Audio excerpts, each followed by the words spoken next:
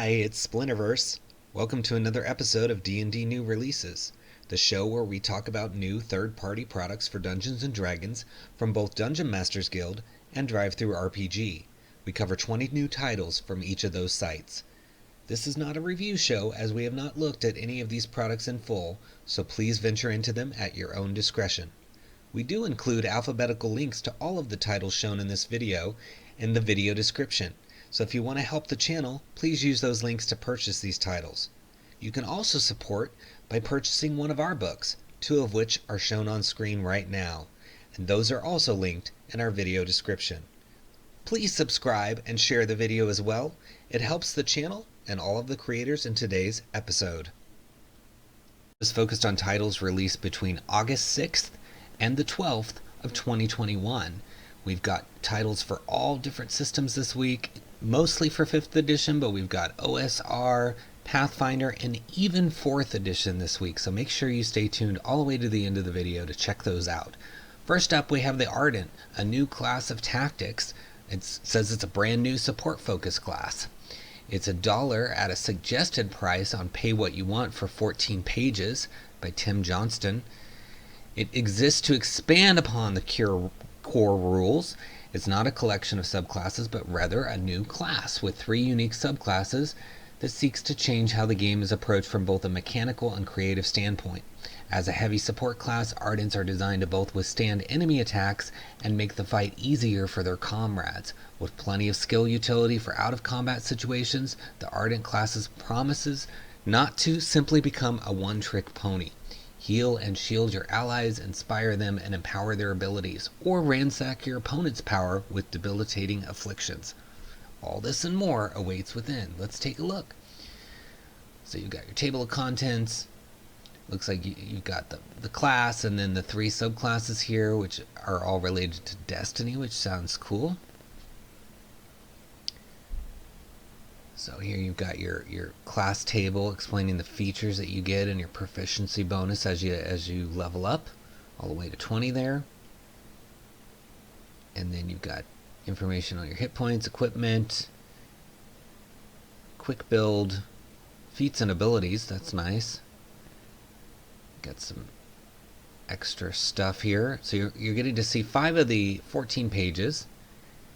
And it's nice that they have subclasses for the new class, because you need those.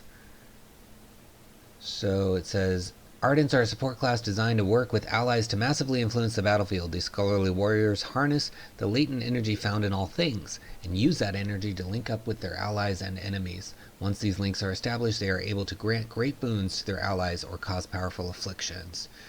So, Scions of Destiny, there are many advisors and captains of war, but very few Ardents. To become an Ardent is no small feat. It takes many hours of study, not just strategy, but of people and their motivations.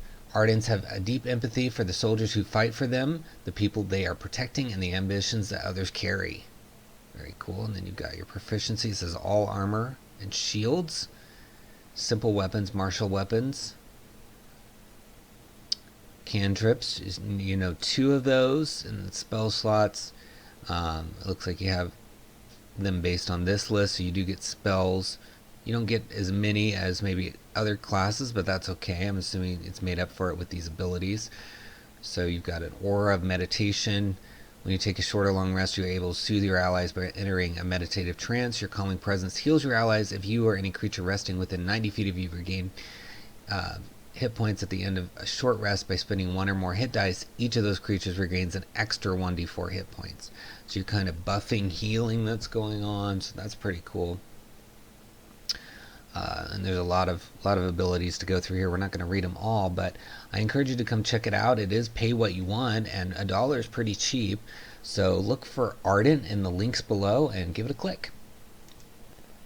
Next we have Curse of Strahd Overkill, a DM's Guide to Preparing for a Truly Excessive Curse of Strahd campaign by J. Evans Payne. And it's $4.99 at 148 pages. So that is a good page count for something described as excessive, right? So I like that.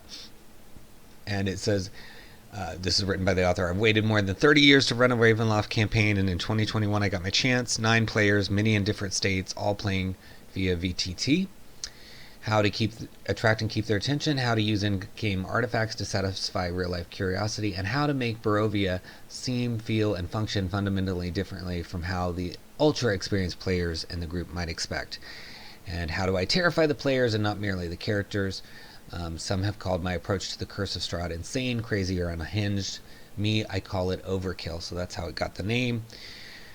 It's got a lot of stuff, guys. It's got new rules, including the Intelligence Ravenloft skill, sanity checks and insanity, a multi-page checklist guiding your preparation for the ultimate Curse of Strahd campaign, 60 letters and handouts, each intended to invoke atmosphere, extend characterization, describe lore, subvert the party, and or drive the PCs to action, 76 magic items, coins, pendants, vials, necklaces that can delight and surprise the most jaded and experienced players, multiple treasure tables, rules for a complete overhaul of the economy of Barovia, snippets that extend existing Curse of Strahd content, such as making the processing of ghostly adventures even more terrifying, an Excel file that catalogs everything in the document, including suggestions for background music, a PowerPoint file that catalogs each and every magic item with the visuals, intended for both the players and DMs to reference, individual PDFs for each and every one of the 60 letters. These are sort of handouts that you would give out.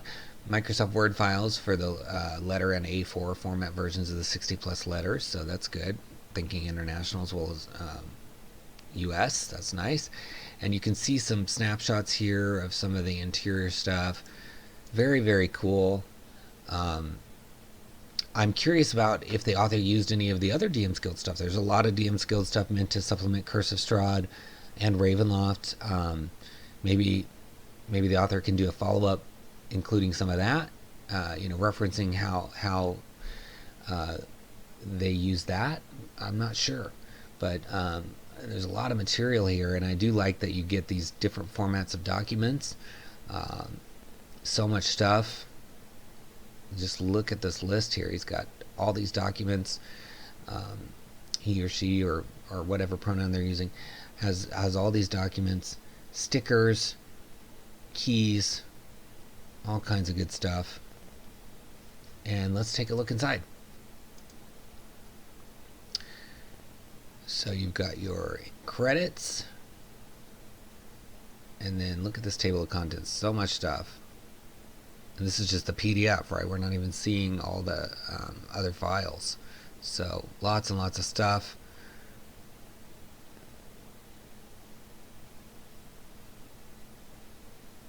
Yeah, all about the economy here, how to work with VTT, and then new rules like sanity. So you're going to see 20 of the 148 pages. It's scrolling kind of slow. I'm not sure if it's the save quality of the file, if it's just memory intensive or not. So might be something to look at if you're watching author. I'm guessing it's the save quality. There are some save options like configurations if you're working like in InDesign that can help you make sure it's optimized for the web. Alright, let's see. So it says the 2-bag approach. Each player receives in real life 2 bags, an active bag and a discard bag. Okay, the active bag, this contains all the magic items and coins that your character actually has in the game right now. Anything in this bag can be worn, used, spent, exchanged, swapped, or otherwise consumed. Discard bag, this bag contains items that might be discovered at some point or not. Nothing in any player's discard bag can be used by the PCs yet. Nearly everything, or indeed absolutely everything, begins the campaign in the discard bag. Interesting. So there's some alternate ways of, like some sort of house rules of dealing with options of items. So that's cool. Says everything I did for this campaign was at least a little bit of overkill, but the in-game artifacts were definitely more than what was necessary. I mean this literally. Not only was it not only needed to have physical objects for each of the functions they serve, but by design it won't be possible to use everything I prepared. Some letters, for example, contradict each other, or at least wouldn't make sense to use together. It's not realistic, for example, that every single one of the random letters would be used. The notion of a major good NPC being captured by Strahd and used to lure the PCs into Castle Ravenloft to attempt a rescue mission is not something that can really be repeated and still retain its impact. Yeah, so the author's acknowledging that you're not going to use every single little letter in here, and that's good for you to know as well. But yeah, you can see just looking here again at the screen captures that there's this nice old school font being used to represent some of the text on the letters. So it looks like a lot of fun stuff, even if it's overkill. There's probably a bunch of stuff in here you can use if you're preparing to run a campaign. And I love the spreadsheet. I mean, presumably you could add things that you create to the spreadsheet. So having it already, all the stuff that came in this book typed up for you, and then you add your own stuff, and then you can import spreadsheets into Google Sheets, other kinds of things, or copy paste out of them to do things. So I do like that. That's very helpful. So yeah, look for Curse of Strahd Overkill in the links in the video description and give it a click. Next we have A Deed Without a Name. It's a adventure for 7th level characters by Mark Brassington. It's $1.95 at 26 pages, and it says uses Ghosts of Saltmarsh for its setting. You will need to adapt it if you don't have Ghosts of Saltmarsh. It says the sinister plot will allow rogues and spell detectives of the party to take the spotlight for a change as they try to uncover the mystery behind the sudden gruesome murders of this sleepy port town. Being of a good level, the party should now have access to spells which will give them information about what has happened. Speak with dead, plants, animals may become in useful, and a passage for detect thoughts is included for every major NPC the party may speak to. That's nice. Full maps for Roll20 are included for every major encounter area, and original artwork. So that's cool. The maps are Roll20 compatible. And I like the detect thoughts thing. So here's the table of contents, so you can see quite a lot of stuff. Looks like it's from Black Halo Games as well as the author. And then you've got the background on the adventure. As you can see, all 26 pages. So no reason not to check this out. The only thing you might not get to see is the VTT maps, because those will be in a separate attachment. But yeah, you've got some of the maps here with numbers telling you what you're looking at. We'll read some of the flavor text in a minute, but yeah, you can go through the whole thing here, which is nice. Looks like there's an afterword, maybe giving you some ways to continue on from the adventure. So it says, storeroom, overflowing shelves of magical paraphernalia crowd this room and give it a pungent smell. Bags of herbs and semi-precious stones fill the area, along with the skulls of small birds, odd pieces of material and fur, and dark jars of mysterious liquids. None of it is labeled. So yeah, that's cool. Let's see if we can find some of the detect thoughts stuff.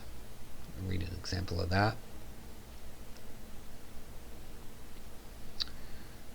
So, detect thoughts will initially reveal very little, except that he is essentially knitting together a fabric of events, possibly truth and lies to suit. So that was, so there was an NPC here. It looks like Marabisi, maybe, or Carfin. Okay. Carfin is the NPC, and then this is the detect thoughts. So very cool. And then here it says speak with the dead will reveal the sequence of events. So nice that the author has thought of like potential things the characters might do and helped explain that, prepare it for you. And it says it's a 12-hour adventure for 4 to 6 7th level characters. Very cool. So if you've got Saltmarsh already going or planned, or you're going to do it, then this could be a continuation of that. And mysteries are fun. I mean, people enjoy kind of solving mysteries. So I like that not only are there mysteries here, but that the author has given you some insight into detect thoughts and other things that might happen along the way. So look for A Deed Without a Name in the links below. Next we have Dice and Deck Boxes Class Mosaics, and you can get it for free from Tabletop Unglued. It's 32 pages, and it says these dice boxes can be pretty cool and stylish to match the coolness of you. And there is a point in the RPG lifestyle where it boils down to sheer volume. When you have a big dice hoard, you need some bigger dice boxes. So you can use this for cards, dice, all kinds of stuff. It tells you the different sizes. It fits, TCG cards are 30 dice, and it can also hold jumbo dice. And you can see some pictures here. The mosaics represent different classes. So you've got different symbols, you know, like presumably this is a bard because you've got this instrument here, and each class has its own kind of mosaic artwork, which I think looks really nice. Reminds me of maybe Theros or you know, just really any old school mosaic look. And you can see here that it can be used to open to show dice or tokens, or there was some little mini cubes in there, or Magic the Gathering cards, and it looks like they're pretty strong too. It's holding up some books here, and then it shows you how to print and cut them out. So I mean, how can you go wrong with this? It's free. I would encourage you, if you do buy this, to at least go to their website, tabletoponglued.com. I went there, and they seem to have a lot of great products that you can use to just sweeten your stash of D&D stuff. So maybe as a thank you for giving you this free PDF, you might want to check out their site. And but I love all these little animations they have. We'll look inside the book as well. It's basically instructions showing you where to fold, cut, and glue, and pretty much you just need some scissors and some glue, and of course a printer. But you could presumably take this to like a Kinko's, or you know, someplace like a Staples where you can get copies printed as well. But I love it. I love these kinds of things, and I mean, you can't beat free. So look for dice and deck boxes in the links below and give it a click. Next we have a disabled NPC of the week, Arieni Kettlewhistle for 0, also free. And I do like this stuff from Wormworks Publishing. They're trying to make D&D accessible and inclusive, and they've been releasing some disabled NPCs of the week. And so this is a way, as a DM, you can have an NPC come in that maybe has a disability, whether you know you're playing with younger folks or even adults. It's good to represent that, because why wouldn't there be disabled people in D&D, especially with all the combat that goes on, right? People are going to get injured, and sometimes it's permanently. So why not reflect reality and include all types of people? And so this 2-page free supplement gives you all the details on Arieni Kettlewhistle, who is a 4th level ranger halfling who happens to have a paralyzed arm, but she has no problem wielding her hand crossbow and short sword in the other hand. She also has attention deficit, so she's easily distracted by interesting plants and fungi. And she's also in an accessible adventure they have called the Umber Elk, so you can maybe check that out as well. You know, it's good to have representation in our games. You know, people like to see the real world reflected and learn from it in their games as well. And this can be kind of a subtle way. You know, it just can come out through a story that this woman has a paralyzed arm. So check it out under Disabled NPCs of the Week in the links below. And here's a little bit more of the inside. You can see it's got the stat block and the picture. Next we have an Explorer's Guide to Goblins by Jack Peachy. It says new subraces, new monsters, and heaps of new lore for DMs and players alike. It's $4.95 at 18 pages. It offers a fresh perspective on goblinoids, brimming with rich lore and mischievous monsters to bring your world to life. If you've ever wanted to challenge your players with goblins but want some new variants to spice things up, this book has you covered. If you're a player who wants to play a goblin, this tome has 2 new subraces and a new deity for good aligned goblins. Included in this cohesive compendium is the following: rich lore that expands on the history with breadth and complexity, a new deity for good aligned goblin characters, 13 new monsters, most of which are variants on existing goblinoids to challenge your players, and 2 new goblin subraces for goblin players to use at your DM's discretion. I like that they have a new deity for good aligned goblin characters. We saw a book a few weeks ago focused on having monsters that are good, because they shouldn't always be the villain or evil. So it's nice that they're kind of keeping that in mind as well here with the new deity. So let's take a look inside. So you're going to see 6 of the 18 pages. So you've got your lore chapter, and then you've got all the monster stat blocks, and then some sub races, so that's nice. So even some Feywild stuff, so very cool. Yeah, so this is mostly the lore. So let's read a little bit of it. Many goblinoids still lived outside of 𝙤𝙤𝙢𝙦𝙢's grasp or had escaped from it, though these numbers were few and any of these dissidents were to be destroyed. Some war priests of 𝙤𝙤𝙢𝙦 were given the ability to instill vile curses on rebels, to twist their minds and forms beyond recognition. Indeed, it was a difficult task for anyone to undertake, and even those who could get away might face discrimination in populated areas for the acts of their brethren. Regardless, many goblinoids established their own societies and abandoned 𝙤𝙤𝙢𝙦 in favor of other gods. Some pursued neutrality, some looked for good, and others kept to evil ways, but not under 𝙤𝙤𝙢𝙦. These numbers are few, but they are growing. So, interesting backstory there. But yeah, I like that there's sub races, bunch of monster stat blocks, and some lore, so you can mix and match from all that if you're going to add some goblin fun to your campaign. So check it out under Explorer's Guide to Goblins in the links in the video description. Next we have The Forgotten Lands by Fahim Shaikh and Jessica Gunn. It is $5 for 22 pages. A party of adventurers awaken to find themselves in an unfamiliar place with no memory of how they arrived there or even their own names. As they explore their ominous surroundings, they discover that the land itself is slowly draining their memories.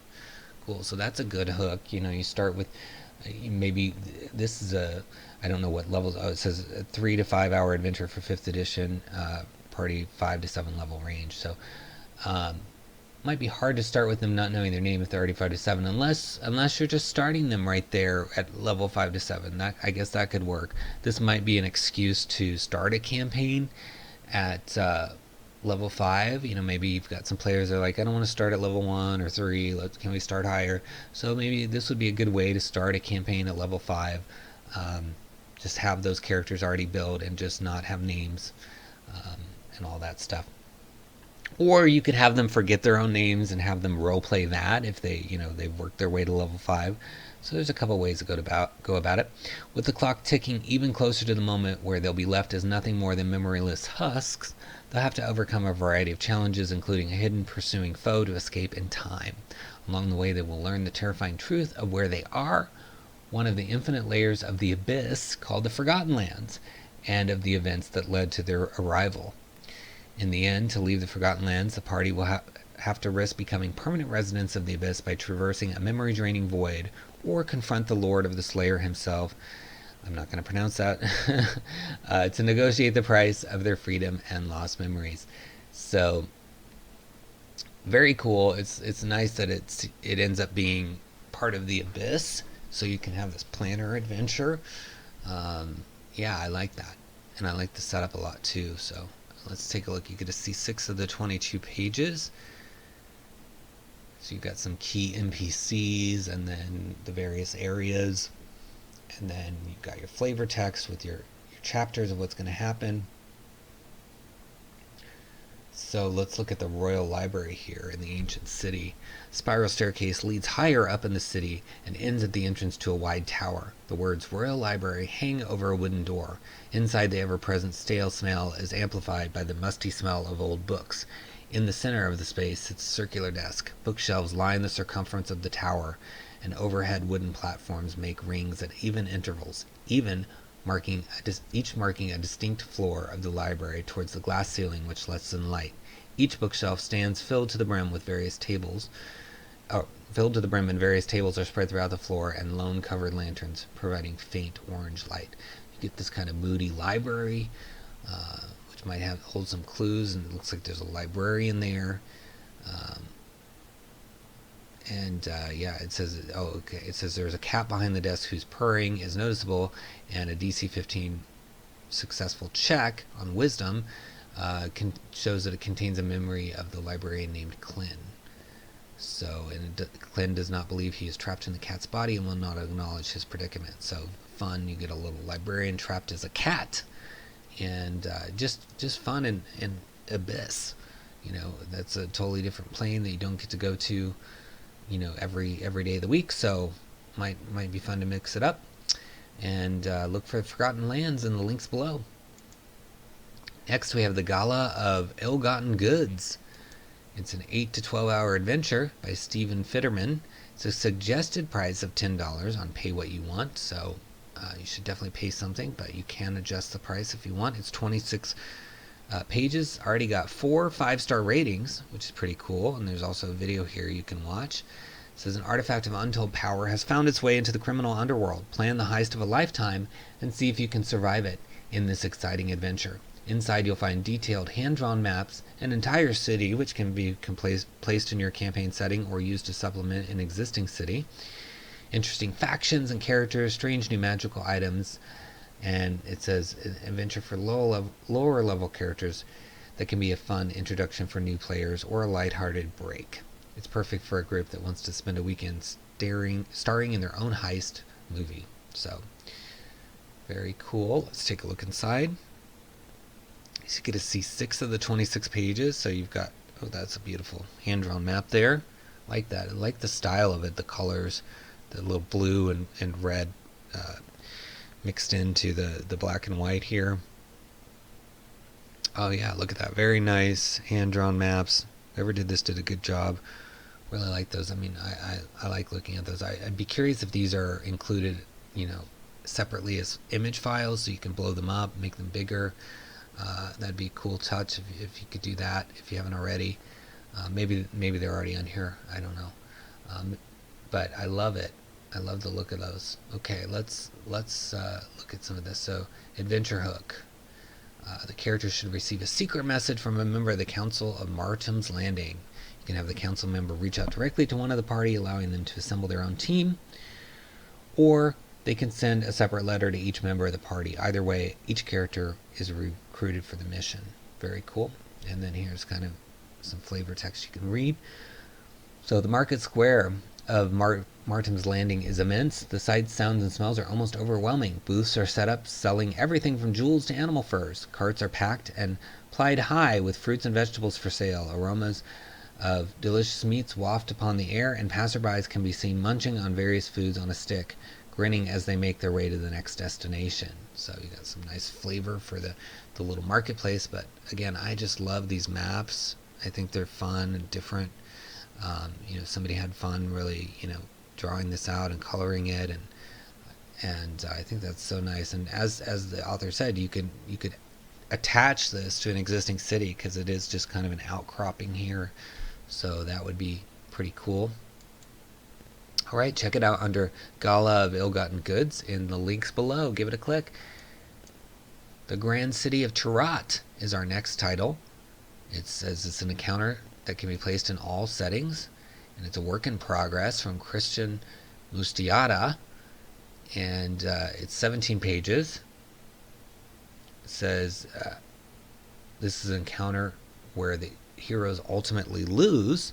Why was this created? The answer is simple. Think of any movie, book, game, or piece of media. It usually comes in 3 acts: the setup, confrontation, and conclusion. During the second act or confrontation part, the heroes don't always succeed. They don't get to eliminate the threat. So this is supposed to be exactly that, where the heroes ultimately fail to become better representations of themselves in the future. This is not to be run standalone. So, alright, so it says takes place in the city of Torrot, or any town that has not previously been visited by the PC. And the encounters should be short to medium length, depending on how fast PCs figure out what they need to do. And it tackles some issues that might not be savory for everyone at the table, so make sure everyone agrees to all aspects. And then if this title reaches copper, they'll add portraits of all the NPCs. If it gets to Electrum, commission all new high resolution map, and with gold they'll create a Foundry VTT version. So it's work in progress. I'm sure that author's going to be interested in feedback. You can use the discussion forum down here to reply and give your feedback. Let's take a look inside. I like the cover art. That's moody and nice. And then here's some information on why it was created, and then you've got your introduction. Again, nice layout and art. And you get the NPCs. So these are the ones that'll get portraits if the title gets to a certain level. And then here's some places in Torrot. So You've got a jeweler store with what they offer. So even these little stores and locations like the jail, the bakery, etc., can be used for other things. And maybe even in that adventure we just looked at, you can place these locations in that town. So yeah, let's read a little bit here about the gem mine. Some merchants came recently with some information from the City of Torrot. There is a dwarven surveyor in that town that is looking for a mine filled with gems. Based on the merchants, the mine collapsed, and he can't remember where it was. He's willing to share a percentage of the findings for those who are willing to locate it. So one of the options might be to find the mine.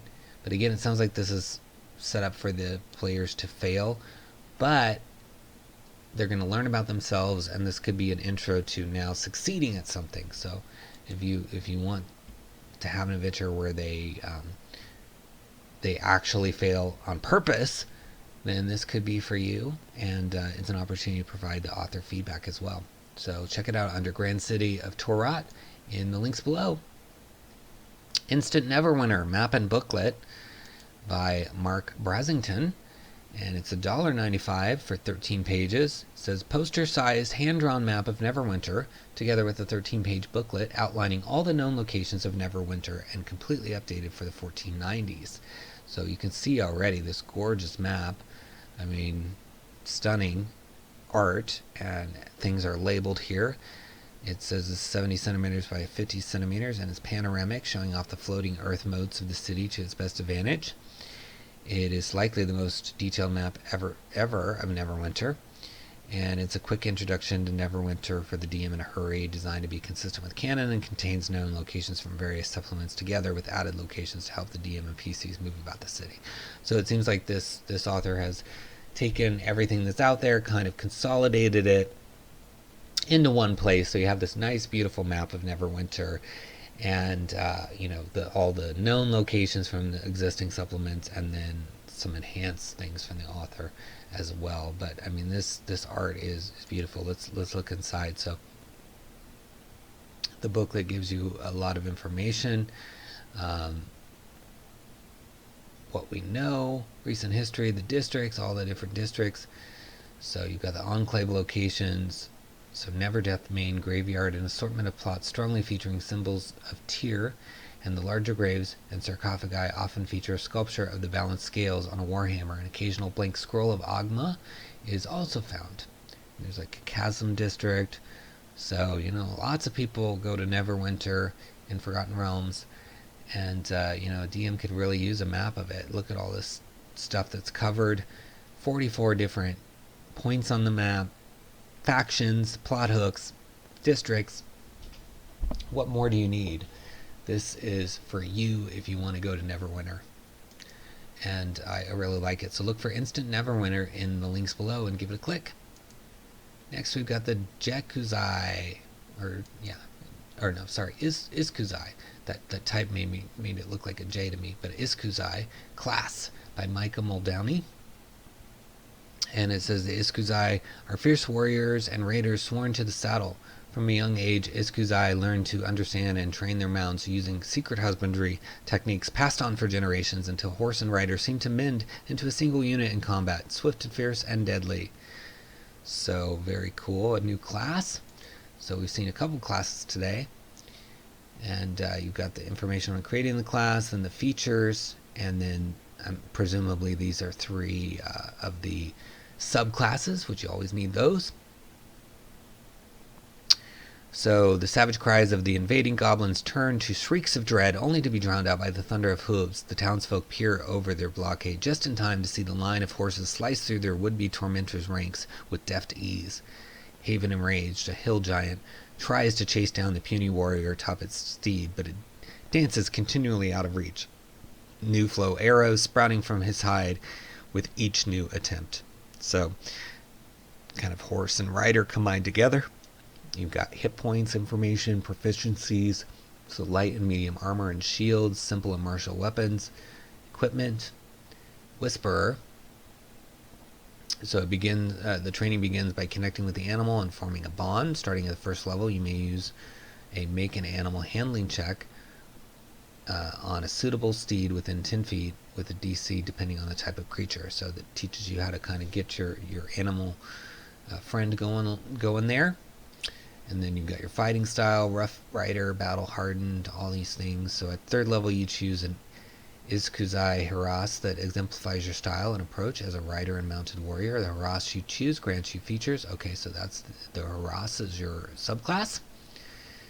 And then you've got move as 1. When you reach the 6th level, your expert ability to guide and control your mount through the flow of battle protects them from harm. A bonded mount has the same AC that you have, and you can force an attack that targets your mount to target you instead. Your mount uses your dexterity save if it is higher than its own, and adds your wisdom modifier to stealth checks. So you're getting to see almost all the pages because the preview is 11 out of 12, so there's really no reason not to check this out, guys. I would come click on it, look through everything, see what you think. You've got all these subclasses here to review, but it looks fun. I mean, who hasn't wanted to play a mounted character at some point in time? Be curious to see how the mounted strategy works when you go inside of a dungeon or something like that, if you bring the horse with you. So hopefully that's covered in here somewhere. But I like all the art. The layout is nice, and it looks like a fun class, and you can, it's only 95 cents, and you can look through the whole thing. So why not look for Iskuzai Class in the links below and click it. Next we have Justiciars of Tyr. I think it's Justiciars, maybe it's Justiciars, I don't know. By Carl Vandal. It's a paladin archetype for the Forgotten Realms. It's $1, 8 pages. Unique paladin archetype for use in the Forgotten Realms or any other campaign setting. Serving Tyr, the god of justice, the Justiciars act as temple guardians, priestly protectors, and striking arm of the faith. They traverse the land, meting out justice and defending the innocent. And then you get to see all 8 pages. Again, no reason not to check this one out. Got a nice map of the Sea of Swords in it. Background, tenants, so this is your paladin oath basically, and then you've got all kinds of stuff on your oath spells. So I appreciate that it's a lengthy document. A lot of times the subclasses it's like 2 pages, 3 pages, so I like when they add more to the subclass than just a few pages. So let's look at one of these. Orb of Justice. Beginning at 7th level, Tyr's blessing lies so heavily upon the Justiciar that it forms a protective ward. The Justiciar and friendly creatures within 10 feet of them have resistance to damage from spells. So at 18th level, the range of this aura increases to 30 feet. So get a resistance to spell damage, which can be useful. And at the 20th level, can assume the form of an angelic being of justice. Using their action, they undergo a transformation. For 1 hour, they have wings, resistance to all damage dealt by other creatures, and once on each of their turns, when they make a weapon attack and miss, they can cause the attack to hit. So very powerful, and I like this artwork representing that there at the end. So yeah, if you're in the market for a new paladin subclass, check out Carl Terrence Vandal's Justiciars of Tyr in the links below under Justiciars. Next we have The Lost City of Karnat, a maddening descent into the depth of Mount Darvan by Enchiridion Press. You guys with your drinking game of when I mess up words are going to be wasted by the end of this video today. $7.04 for the price and 23 pages. And it says explore the lost city of Karnat, and made only by me, 𝙏𝙞𝙩𝙪, observer of the multiverse. This adventure is a tale of obsession, haughtiness, and madness. The arrogance of Garash, a dragonborn who lost his mind to the influence of an ancient artifact from any former race and descended into madness while conducting eldritch studies to prolong his own life. Are you ready to confront what lurks under Mount Darvan?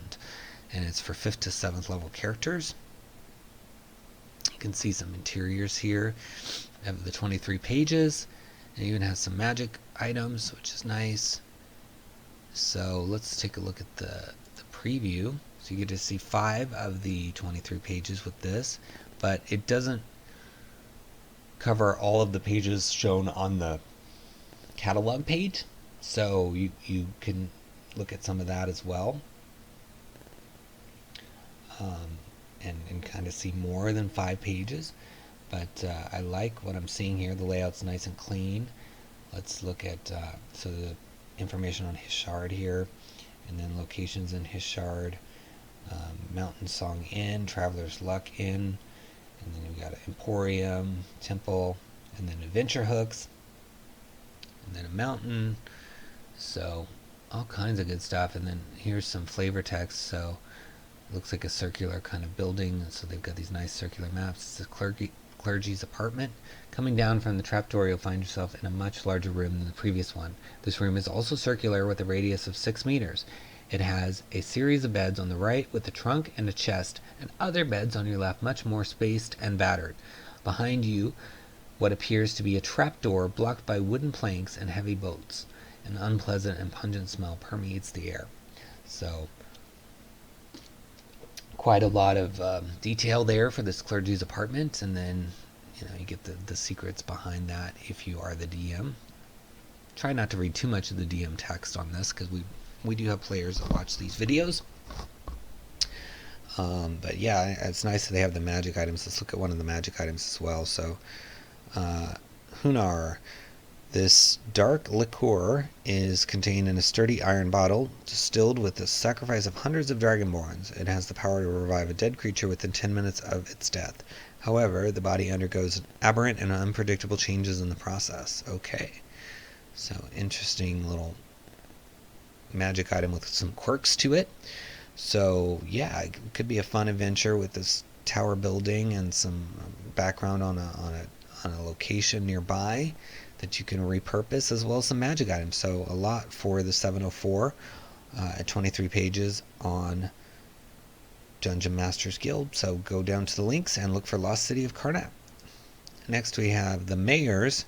It's a one-shot for 4 to 6 level 1 characters by Dominic Millar, and it's $2.99, 22 pages, and it says it's for 46 players, first level characters set in Kalim Desert of the Forgotten Realms, but can be easily adapted to your own desert arid setting. PCs are a group of mayors, each running their own village, who will have to join together to solve the mystery of missing citizens, desert pirates, and a powerful boss enemy with a very modern communication device. As mayors, they are responsible for their village, but they end up joining together as a party of adventurers searching for the missing citizens. So I like the setup that the players start as sort of politicians, if you will, in the sense that they're the mayor of their individual settlement, and this whatever's going on causes them to join forces, and presumably if they're going to continue on, they could stay as mayors, or they could decide to abandon that life and go on the road as adventurers, however this adventure goes. But I do really like that setup. I hadn't seen that before.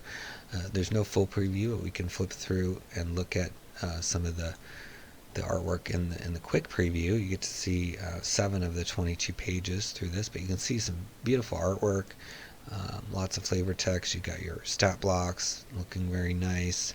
So yeah, I think this could be a fun time, and it's only $2.99, so look for Mayors in the links below and give it a click. Next we have the Orb of Goodbyes. Unearth a haunting memory and discover the power to forget in this adventure. Yeah, so nice. We've had another adventure earlier in the video where people were losing their memories, so you could maybe play that adventure and this adventure and kind of have a memory-themed campaign. This one is by Marcus Lopez. It's $1.95 for 12 pages. Already has 2 5-star reviews, and it just came out this week, so that's pretty good. It says, it is a magical item blessed with the power to extract and erase memories from a willing creature's mind. When a Waterdeep lieutenant retires from military service, she seeks the orb to forget a dangerous memory. Okay, so that's a cool setup. Those who help to procure the orb from an enchanted cave discover the secrets behind this magical artifact and unearth its hidden memories. The adventurers may then decide whether to deliver the orb and help the veteran find peace, or use the items themselves to release their burdens from the past. So it's a 3 to 5 hour adventure optimized for 4th level characters. So that other memory one was, I think, 5 to 7. So what you could do is you could start with this one with them at level 4, have them finish it, and as a result of handling this orb, they end up transported to the abyss, where this, the Forgotten Lands adventure happens, where they're, dealing with all sorts of memories being erased and things like that. That could be a really fun tie those two together, especially since the levels already match, and this one presumably would go first. So quite fun.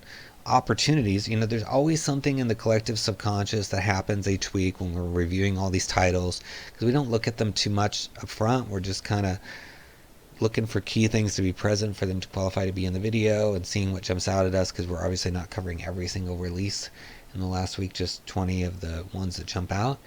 And there's always just a theme that sort of emerges, and this week we're seeing mysteries in adventures, we're seeing classes, and we're also seeing memory, which I like. So the Orb of Goodbyes is a 3 to 5 hour adventure.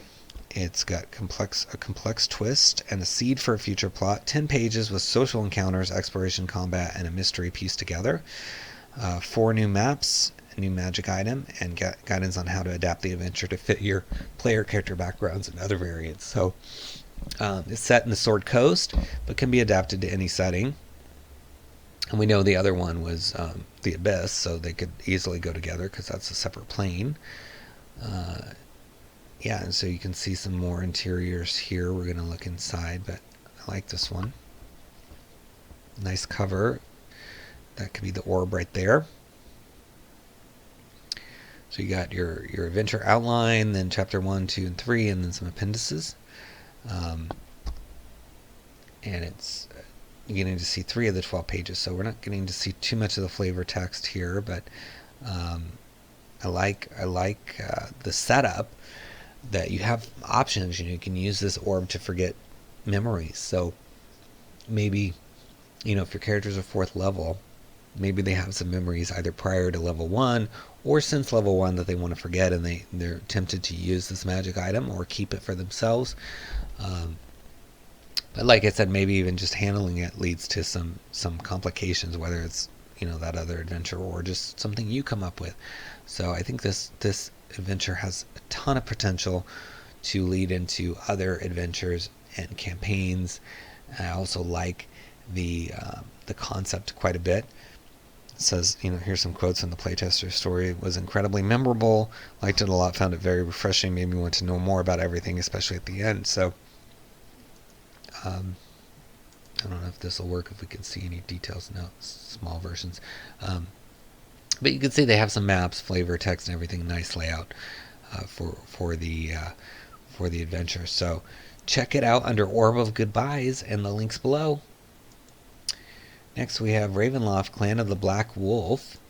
It is from Christopher Moneymaker, $15 for 181 pages. So quite a few pages. It says, where are they taking us, and why haven't they killed us? Ravenloft, Clan of the Black Wolf is a high-paced cat-and-mouse adventure that picks up where Ravenloft, Prey of the Black Wolf left off, which is another title by this author. The player characters start out searching for safety, and when they are ambushed by a pack of 𝙒𝙗𝙗, from there they must survive the night and discover what the pack wants from them. Will they escape? Can they make it to safety? What terrible fate do the werebeasts have in store for them? So there's a 34-page adventure. 4 new monsters for both 2nd and 5th edition, so that's nice. You get 2nd edition as well as 5th. 13 new NPCs, 6 maps, including wilderness encounter maps and a map of the village of Vicborg. Updated rules for fear, horror, and madness, as well as a new liquid courage rule, and high quality full color art. So, and then here's the previous one. So it seems like this is part of a series, so you could check those out. If you're watching, Christopher, I would add a preview of some kind, whether it's the quick preview or the full preview, because if you have 181 pages, there's definitely got to be something you can show. And remember, when you set up those previews, you can tell it what page to start, so you don't have to start with the cover or the intro pages. You can start in the middle of the book, even if you want to just show something from the middle. So yeah, give us, or add maybe some screen caps in here of some of the interiors, just so people can see, because for $15 people are going to want to see a little bit. So those of you watching, A lot of times the creators will update it by the time you click on the link, because the first thing I do after the video goes live is I post the link on all of these catalog pages so that the authors can go check it out. They'll see what I say and potentially update it before you even click on the link, or search for the title.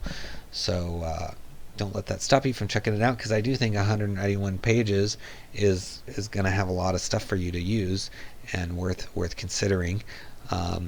And it looks like it's fun. I mean, the author's putting a lot of time into it with this series, so if you're interested in Ravenloft or these werebeasts, maybe you got that new lycanthrope book we talked about a few weeks ago, this could be an opportunity to use that with this, and check it out. So look for Ravenloft, Clan of the Black Wolf in the links below. Next we have Return of Psionics by Kyle Wagner-Toddy. It's got 1 5-star rating already. It's $9.45 for 58 pages. It says the Return to Psionics to 5th edition, using a conversion of the 4th edition. 3 new classes with 8 subclasses each. The Ardent, a psionic aura user whose powers are tied to their emotions. Battlemind, a warrior who turns their psychic powers towards their own body, boosting their abilities. Scion, a class psychic who can read minds, throw objects, and much more. And 2 new psionic races, 6 new subclasses, and a guide to introduce psionics to the world. So this next paragraph just talks about how 5th edition really hasn't done much with psionics, and making them as a class is a good option. That kind of approach was abandoned maybe, and this book attempts to kind of go back to that. So got some cool little fun art here for the psionic folks involved here. Let's look at, we get to see all 58 pages. So again, no reason not to check this one out. You can pretty much read the whole book. And if you are going to use something from it, you should purchase it for sure. But you've got your table of contents. You can see all kinds of information on each of the classes, and then into the races and the feats. And says, how are these classes different? Rather than make another set of spellcasters, I would decide to use a different system for psionic classes altogether, using inspiration from the classes of the 4th edition. The psionic classes will use a system called augment points. Each of the psionic classes will have a few features that they start out with. These features will be representative of that class's psychic abilities. However, what makes these features different is that they are capable of being modified after each long rest using augment points. So that's cool. You have sorcery points and all kinds of other points and things going on in D&D, but what I like about this one is that you don't use the points until after you've had a rest. So it's not like in the middle of battle you're using spell slots or sorcery points or whatever to do stuff. You're using them after a long rest, which I think is fun. And here's how to add them to your world. So you've got one option is psionics have always been around. Another option is that there's a recent psionic awakening, and then a third is that they're a rare occurrence, and then it asks those questions. So this author has really thought out, okay, 5th edition doesn't have that much psionics. How would we realistically bring it in? And so I really appreciate that this author is thinking through that, helping you bring that in. And so again, you can read the whole book, you can read the whole classes here. You've got all these different classes, 3 different classes, and then you've got the sub-races, feats. We'll just scroll all the way to the end here so you can see you got a bunch of psionic feats. So you can even just use the feats, right? It doesn't even have to be everything. And then you've got these psionic races. One's called a Shardmind, the other's called the 𝙒𝙬𝙪. So, and all the information on their names and some background on their culture. So I like that. And yeah, lots to offer here. If you're at all interested in psionics, I would check out Return of Psionics by Kyle Wagner-Toddy. Check out the link in the video description below. Next we have Tales of the Infinite Planes, Roots of the Hungry Mind. It's a planner adventure for 5th edition characters featuring the twin paradises of Bytopia. From Dave Coulson at $2.99 for 23 pages. So, welcome to the Roots of the Hungry Mind, an adventure set in the multiverse. In this scenario, no miners have unearthed a buried forest in the wild mountains of Shirok, one of the twin paradises of Bytopia. This forest, a cocoon dryad wronged in the past, infected the mine with destructive appetite, but her true power is connected to a buried stone tree in a hidden section of Shirok. Can the characters end the threat from this natural menace? The adventure is designed for 5th level characters, but can easily be adjusted for higher or lower level groups. It's recommended that you have Codex of the Infinite Planes to kind of add background to the plane, but you don't have to have it to run the adventure. And there's monster manual statistics, as well as other things here. And this author has done quite a lot with the planes, because they have this title, Codex of the Infinite Planes and all that stuff that have been massive sellers. So this author is very familiar with the planes, and I think they're underrepresented in the content. So if you want to have, again, planner, I guess another theme for this week would be planner adventures, because we had the other one earlier in the video called about the Abyss, and now we have Bytopia. So I think this is cool. Maybe get outside the normal material plane stuff and have some adventures in other planes.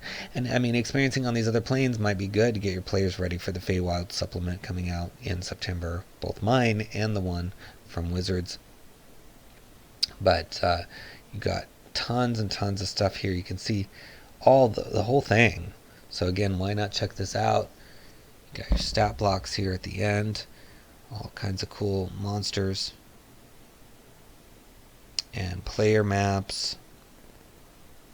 Yeah, I like the setup of this with this tree. Here's a whole map of the upper mine. So yeah, we'll read a little bit here in a second. And you got weather effects in Bytopia.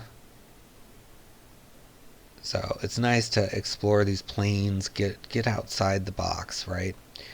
So let's find a little bit here on some of this stuff. Alright, so general features. The following features apply to general area of the mine. You have the ceiling, the doors, Dryad's influence, and all that stuff going on. So the Dryad's influence says Thorosia's power over the plants and animals of the mine is near complete. All beasts and plants are immune to the charm condition and gain advantage on any wisdom saving throws. If a character speaks with any of these beasts or plants here, they learn the name of the Dryad controlling the area, but little else of use.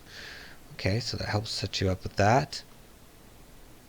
Buzzing rec room. A loud buzzing noise can be heard from inside this freestanding building, which was originally used as a recreation space for the miners. A large hole has been dug out of the ceiling, and inside is a large wasp hive guarded by 8 giant wasps.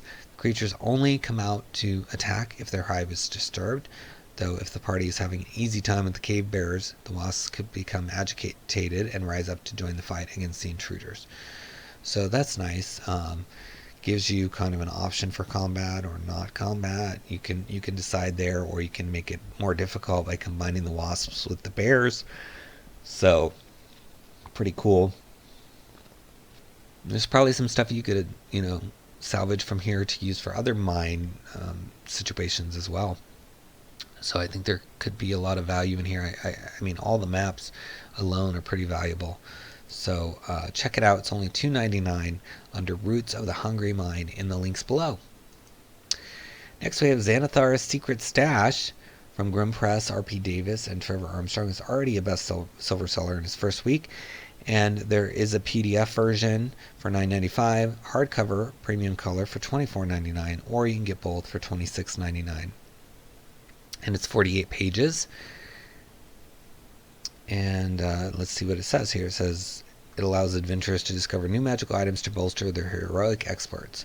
It includes over 100 magic items, uncommon to artifact. Includes 14 pieces of armor, 3 item sets, 9 consumables, 11 staffs, 3 wands, 26 weapons, 67 wondrous items, and art for each, as well as a foreword by Xanathar. So you can see here some beautiful art. And then here is this sort of set of the Summer Queen's stuff. And some more artwork, and I like what they're using for the background on some of the information here. And then beautiful art for the items. So tons of items here. Very nice look to them. And then they've got staffs. Beautiful looking staffs. And then they have Fantasy Ground version as well. And then here's a little video they did on it that you can watch. And yeah, it looks really cool, really fun. I love the cover art and the interior art too. All these magic items are so well illustrated. So great job to the artist. It looks like Bob Gravenstein. So good job, Bob, on the art. Let's take a look at some of the inside on here. So it's you get to see 19 of the 48 pages. So you got your foreword, and then straight into some of the art and information on the items, and we'll read one of the items in a minute. We're just going to kind of scroll through, let you see what all kinds of stuff is in here. So some great artwork, various things, even some different mushrooms. Yeah, it looks like a lot of fun magic items. And let's see. So trappings of free men. Deep in the Anarok Desert live tribes of humans who call themselves the Bedin, long preyed upon by the Zentarum, who, in order to establish trade routes, struggled to suppress them and brutally oppress under the thumb of the Shadowvar of Thulanthar. The Bedin live as one with the sands. They fight with a total abandon that seems savage and cruel to those who consider themselves more refined. Okay, it's hard to read sometimes because of this sample right over it. And it is clear to the observers that should they ever decide to leave their dunes and conquer their neighbors, the battles would be short, bloody, and Bedin would assuredly be the victors. So this is like a set of things. So if you wear all of these, you get these bonuses, like you're permanently under the effects of a freedom of movement spell. You have advantage on saving throws you make to avoid taking levels of exhaustion, gain +1 bonus to AC and saving throws, etc. And then, each individual item has something, power of its own. So the Burqa of Free Men says while you wear the Burqa, you have advantage on wisdom survival checks you make to navigate in the desert. So each item gives you something, but then combined you get this list of benefits. So that's pretty cool. And lots of art. I mean, everything is depicted, as they said in the description, so you can see what every single piece looks like by this beautiful art. And, fun beholder on the cover, Xanathar himself. And, and it's nice that, very few titles on the Dungeon Masters Guild get the opportunity to have a hardcover. So I do think that's awesome. And if you click the link, Xanathar's Secret Stash, the channel will get a little bit of profit as well, especially on a title this expensive. So please consider clicking Xanathar's Secret Stash in the links below if you're going to purchase that. I think it's fun. I think it'd be a great title to have for any DM that is looking for some awesome items. Next up we have You Arrive at a Tavern, which is already a best copper seller in its first week. It's a beginner's guide to crafting and building campaigns from Daylight Publications. It says you arrive at a tavern. These are often the words that open any Dungeons & Dragons campaign or in some kind of variation. You wake up in a prison cell, or you rouse yourself from your sleep on the ship, etc., etc. However, with those 5 words might initiate your campaign, where do you go from there? How do you build a campaign from that first one-shot or from the introductory sentence? So in the Dungeon Master's Guide 2 for the 4th edition is, the inspiration for this book, because a lot of that book dealt with building, developing, and maintaining campaigns, as well as skill challenges and high-tier play for Paragon characters. So this book focuses on providing you the tools to build and sustain your first campaign, taking bits and pieces from that book and reimagining them along with thoughts of the author. So there's the campaign structure, player characters, non-player characters, making encounters count, story expansion, and ending the campaign. They're built to help you move chronologically through the process of building and designing your first campaign. Within each chapter, there will be subsections going into more detail on certain aspects of campaign building, hitting on the important parts of creating, forming a sustainable story for you and the Dungeon Masters, including with the supplement or NPC and campaign tracker sheets to help you manage and develop your campaign. So that's very cool. And this publisher, Daylight Publications, they also released some other fun stuff this week. And I try to only cover one title per author. Don't always succeed in that, but that's what I try to do. And they released some stuff related to alignment being tied to mana colors from like Magic the Gathering, and classes being tied to mana. So there's also that if you want to check that out this week. It's down here, mana burn classes, mana burn alignment. So definitely worth checking those out as well. But for $4, getting something to help you if you're a newer DM or you know somebody who's a newer DM to get into creating a campaign. You know, it's one thing to run an adventure, but then what, right? And how to tie it all together. This sounds like this book really covers that. So let's look inside. You get to see all of the pages again. So nice free preview on everything. So yeah, definitely look through this. Beautiful artwork throughout. So they've got concepts of macro PCs and micro PCs. It says macro PCs are individuals who build their character, give maybe 4 sentences of backstory, and move on from there to wait for the game to begin. They are usually individuals who focus more on the mechanics than the story, so your job is to work with the big ideas they have given you and build from there, since you haven't been given much. Micro PCs are the kind of PCs that the author makes, all built for story and roleplay with minimal mechanical thinking and reasoning. This can be both a blessing and a curse, because now you have all this lore and story to think of that you need to find a way to incorporate. So I like that they're kind of talking about both sides of the coin there. And then you've got antagonist NPCs, supporting cast NPCs, background NPCs, and then the NPC equation. How many of each type, or how many NPCs in general? With the help of some friends, I've developed a little equation to make it easy to remember how many of each you want. For every PC, you want 4 antagonists and 7 supporting cast, with 10 background casts for your party. So that's a cool little formula that you can use to just, maybe that's what you do, is you prepare that many up front before you start, and then you can always use all of them or not use all of them, save some of them for later, get rid of some, add some, but at least you have sort of a stable of people that you can call upon for your campaign. So I like that. And it talks about dramatic combat, small clue, running away is okay, balancing encounter, and then how to expand your story using session 0 on action cards, taking breaks. I mean, everything. They're covering all kinds of things to get your campaign set up, going, ready, make you feel prepared. I would imagine if you read this book and then prepared your campaign, you're going to feel like you truly prepared. You're going to feel like you did what you were supposed to do to get your campaign set up and going. So I appreciate that. There's a reason it's the best copper seller. There's a lot of people that already need this. So, and you can check out the whole book before you even purchase it. So I definitely recommend that. So look for You Arrive at a Tavern in the links below. And that's our last DM's Guild title for this week. Please, as always, subscribe to the video. Click the like button. Follow me on Twitter at Splinterverse. Leave a comment. I will respond to you.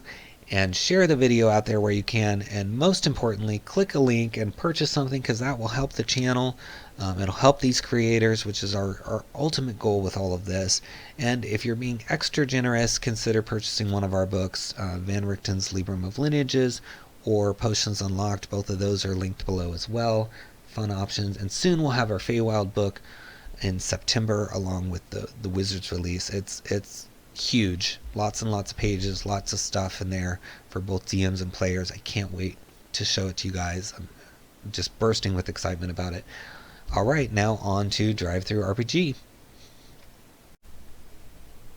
Aegis of the Empire's Adventure Path, part of the Lost Lands from Legendary Games, is our first DriveThruRPG title of the week. It is a massive 646 pages. You can get the PDF for $49.99, hardcover $89.99, or you can get the combination for $99.99. It's got a lot of authors, including Greg A. Vaughn, Matt Goodall, Stephen T. Helt, Tom Nouse, Anthony Pryor, Alistair J. Rigg, and Jeffrey Swank.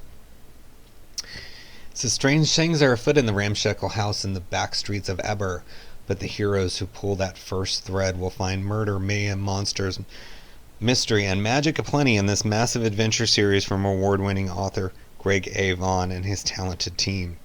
Eldritch tomes hold ancient secrets better left forgotten as sinister cults, secret guilds, and malevolent masterminds weave a continent-spanning conspiracy that threatens doom for all.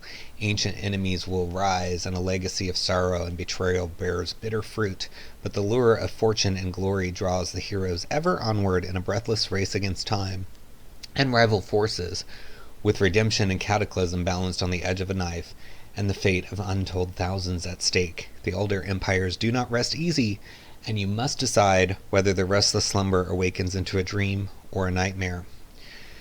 It's a 5th edition adventure saga, taking players all the way to the 17th level, from a gritty urban adventure, chilling mysteries, epic wilderness journeys, and fabulous lost cities ranging across the length and breadth of the spectacular Lost Lands campaign setting.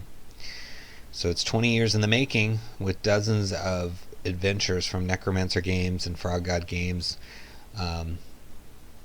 all compatible with this, of course. So the Lost Lands, big campaign setting. But they're loosely connected and rather than following a strictly controlled plot line, so you can easily place some of these encounters into other settings if you want to. You can explore at their own pace, or you can follow the path.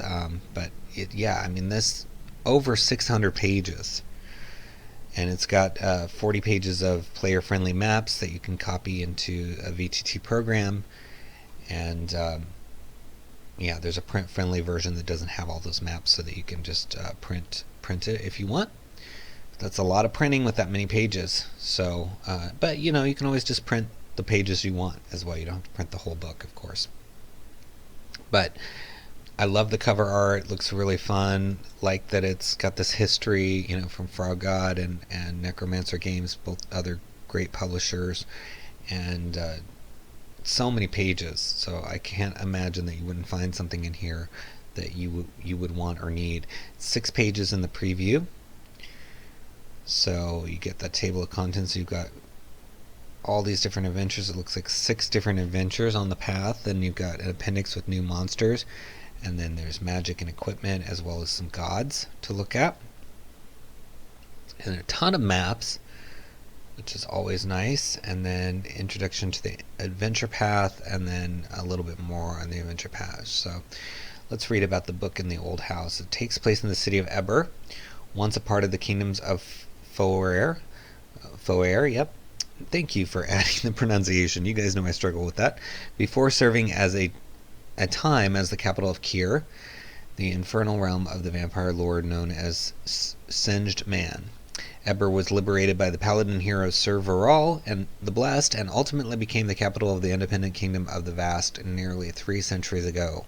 The adventure tells the stories of an ancient alienist named Ebb Wellex, driven from Korgase by the Knights of Macobert in 3367 IR for his aberrant practices.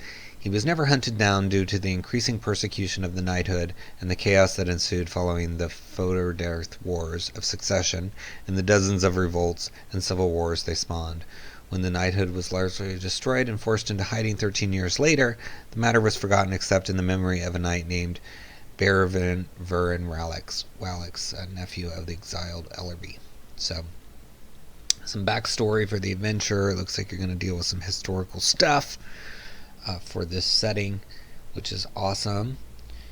And it says the history of the Lost Lands is both marked and marred by the rise and fall of great empires, 2 great empires, in particular the Hyperborean Empire, and what is chiefly considered to be a successor state in the Hyperborean monarchy of the Foderderth, aka the Kingdoms of Foer. So lots of words that are tough for me to say, but probably easy for you guys. So yeah, check it out. Lots of adventure fun here. I'm excited to see what's in all 646 pages here. I mean, so much to offer. And it's nice that they have this award-winning author spearheading it, and it has this rich history from Frog God and Necromancer, and now Legendary Games, and getting in on the action with Lost Lands. I think it's awesome. I love to see independent settings just growing and growing and growing, and I'm excited to one day release the one I'm working on, because I think it'll be a lot of fun. So check it out. Aegeus of Empires Adventure Path should be one of the first things listed down below alphabetically. Click that link and make a purchase. It'll support this channel and help this publisher and these authors as well. Alright, next we have 𝙏𝙞𝙢𝙪𝙧𝙚 distributing catalog summer 1005 AC Treasures of Porphyra. Alright, from Purple Duck Games. I'm just butchering everything I say today. Sorry about that, guys. Some days are better than others. $6.99. It's compatible with Pathfinder and 3rd edition Dungeons & Dragons, or D20. Says, the new catalog is out, armed with gold and a will to adventure. Are you looking for that special something to explore, say the High Sci Moon Desert or the Snakewood Forest? Well, look no further for your magical and mundane gear than the 𝙏𝙤𝙢 distributing catalog from the world-famous 𝙏𝙤𝙢s. Armed with a magic 𝙏𝙤𝙢 slate, you can scroll through a myriad of wares. 100 magical and over 50 mundane items, including adamantine spiders, eyes of expanded vision, a silica dory, or perhaps a dusty copy of the 𝙤𝙤𝙀𝙀. Those on a budget can make do with a clockwork rebreather, elbow grease, or some 𝙤𝙤𝙀𝙀 jumping beans. And it's for the Porphyra role-playing game, but other D20 systems as well. So it references Porphyra setting stuff. But you can, magic items are easily lifted, and there's 40 pages of them here. So let's take a look at the quick preview. So you can see kind of a nice layout they've got going on. All the items are listed. I like the setup that it's kind of like a catalog, I'm old enough to remember getting, Sears catalogs and things. So this would be kind of like a similar thing. Scroll through, look at all the different items, and pick something that works. I mean, you don't have to use everything. You can just take a couple things for your 3rd edition D20 games or your Pathfinder games. But very nice. I like the setup. I like that there's a lot of items, because there's 100 magical and 50 mundane. And mundane are good to have too. We often don't think of mundane, but it's nice that this book offers mundane in addition to magical. So check it out under 𝙏𝙤𝙢 Distributing Catalog down below in the links. Next we have Crown Compendium. It's in issues 1 to 5 of a sort of a zine situation, combined together to make hardcover, softcover, just softcover books, as well as PDFs from Mason Waller. So you got a $5 PDF, or you can get a softcover premium color for $15, standard color for $10, or combinations for various prices here. 59 pages is for OSR. It says the Crown Compendium is a collection of tools and advice for game masters and players. The material within each issue is optional. It can be dropped into an existing campaign, used for inspiration, or simply read for enjoyment. This book includes 1 to 5 issue complete collection, contains all 5 issues of the Crown Compendium as presented in their original form. And it sounds like they were too small to be print on demand, and so they've combined all 5 zines into one to be able to offer that print on demand option. So, but even all 5 of them for $5 is a good price if you go for the PDF. So yeah, looking here inside, you can see some fun art. This is quite a lot of material. You can see they've got a rite generator, a ritual generator, which I would be very interested in. Spell tables, aberrant forms, retainers for hire. I mean, just a ton of stuff. Yeah, this is definitely one I want to get. Got the grimoire generator. So decorations, the form, the peculiarity. 36 spells. Yeah, fun stuff. And you get to see 12 of the 59 pages. Here's the information on rituals, which I would love to read the whole thing on that. Alright, so let's look at one of these. Sealing door. With a wave of your hand, a door or window shuts, magically sealed and impervious to damage. Cast the spell on a door, window, or other entrance.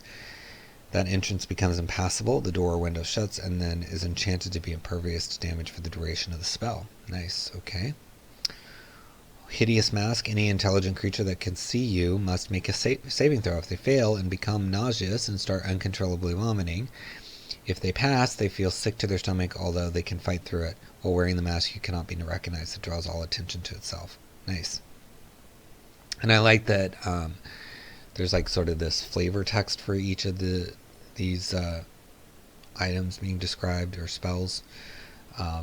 So very fun. Looks like a lot on offer. Inexpensive prices for the softcover standard color too. So I think that's a good option if you want to get a new softcover book. And it's available down below, and Crown Compendium. Click it and check it out. Next we have 𝙒𝙗𝙪, the first flame, the city of magma, the climbing city. The dwarven city is carved into the perimeter of a vertical shaft over a cauldron of magma, from Torchlight Press, with art by the reclusive cartographer. And it is a suggested price of $4.99, but it's pay what you want title. 18 pages. It's got a PDF detailing the dwarven city, complete with random tables, NPCs, quests, and hooks, and professional cartography. It says 𝙒𝙗𝙪, the city of magma, is okay, we read that already on the cover, but the denizens of the city are expert metalworkers, miners, and explorers of the Under-Earth. The city of 𝙒𝙗𝙪 was founded by a lone dwarven traveler that heeded a divine mandate to journey deep into unknown reaches of the Under-Earth and found a new home. They followed the paths carved out by vast chasms and bubbling veins of magma. Eventually, many hundreds of miles from the kingdoms they left behind, they found the caves promised by their god, a vast vertical shaft in the earth over a dormant magma pool. The traveler, known only as the First Flame, spent the remainder of their life dutifully carving out the foundations of 𝙒𝙗𝙪. So, very cool. And then over the millennia, the magma beneath the city has risen, pushing the city's inhabitants higher into the caves, and as the lower sections are melted and consumed. So, kind of a cool volcanic situation going on. And let's look inside. You get to see all of the pages, so definitely a good reason to check this out. Very interesting layout. Looks good. Nice, clean, easy to read. Ooh, look at that nice map with all the lava flow. I really love that map, actually. So yeah, the professional cartography of the reclusive cartographer is paying off here. Yeah, I like all this. Definitely nice, clean layout, good fonts, colors, all that stuff, easy on the eye. And you can check out the whole thing. You can see this beautiful artwork, find out all about all the little areas. I just love this map. I think that's really cool. I think it's probably worth the price just to get that map to use for things. So it says the bazaar. The massive bazaar is a cluster of tents, always bustling with activity as dwarves barter, bicker, and converse. A clearing in the center of the bazaar is left where a stone dwarven face representative of the founder is laid into the ground. Variety of merchants, and then you've got a list of a D10 table of merchants here with descriptions of each of them. So this one, Gamal Coppertongue, is a scout that sells bioluminescent fruits and flowers collected from the Under-Earth.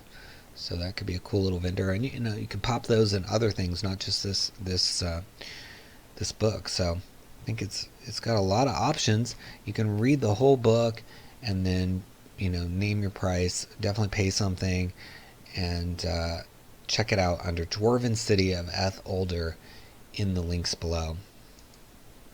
Next we have The Forest That Knows Your Name, part of the Weird Tales of Swords and Sorcery, a forest crawl adventure for Pink Hack and other OSRs. So it's another OSR title, 31 pages. And it says, the sun is out, smoke drifts from cook fires, loggers nap in the shade or dice beneath awnings or ramshackle yurts.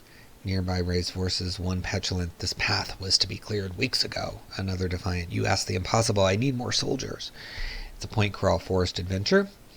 30 pages, generators for rumors, encounters, forest dwellers, magic weapons, giants, phantasmagoria, and dangerous wishes. A bestiary with 17 new adversaries. And some nice artwork, it looks like. So let's look inside. It's from Monkey's Paw Games for $5. Get to see 14 of the 31 pages, so about half the book. And yeah, some interesting, nice art here with a cool layout. I like that it's one column and easier to read. So there's a whole list of rumors here.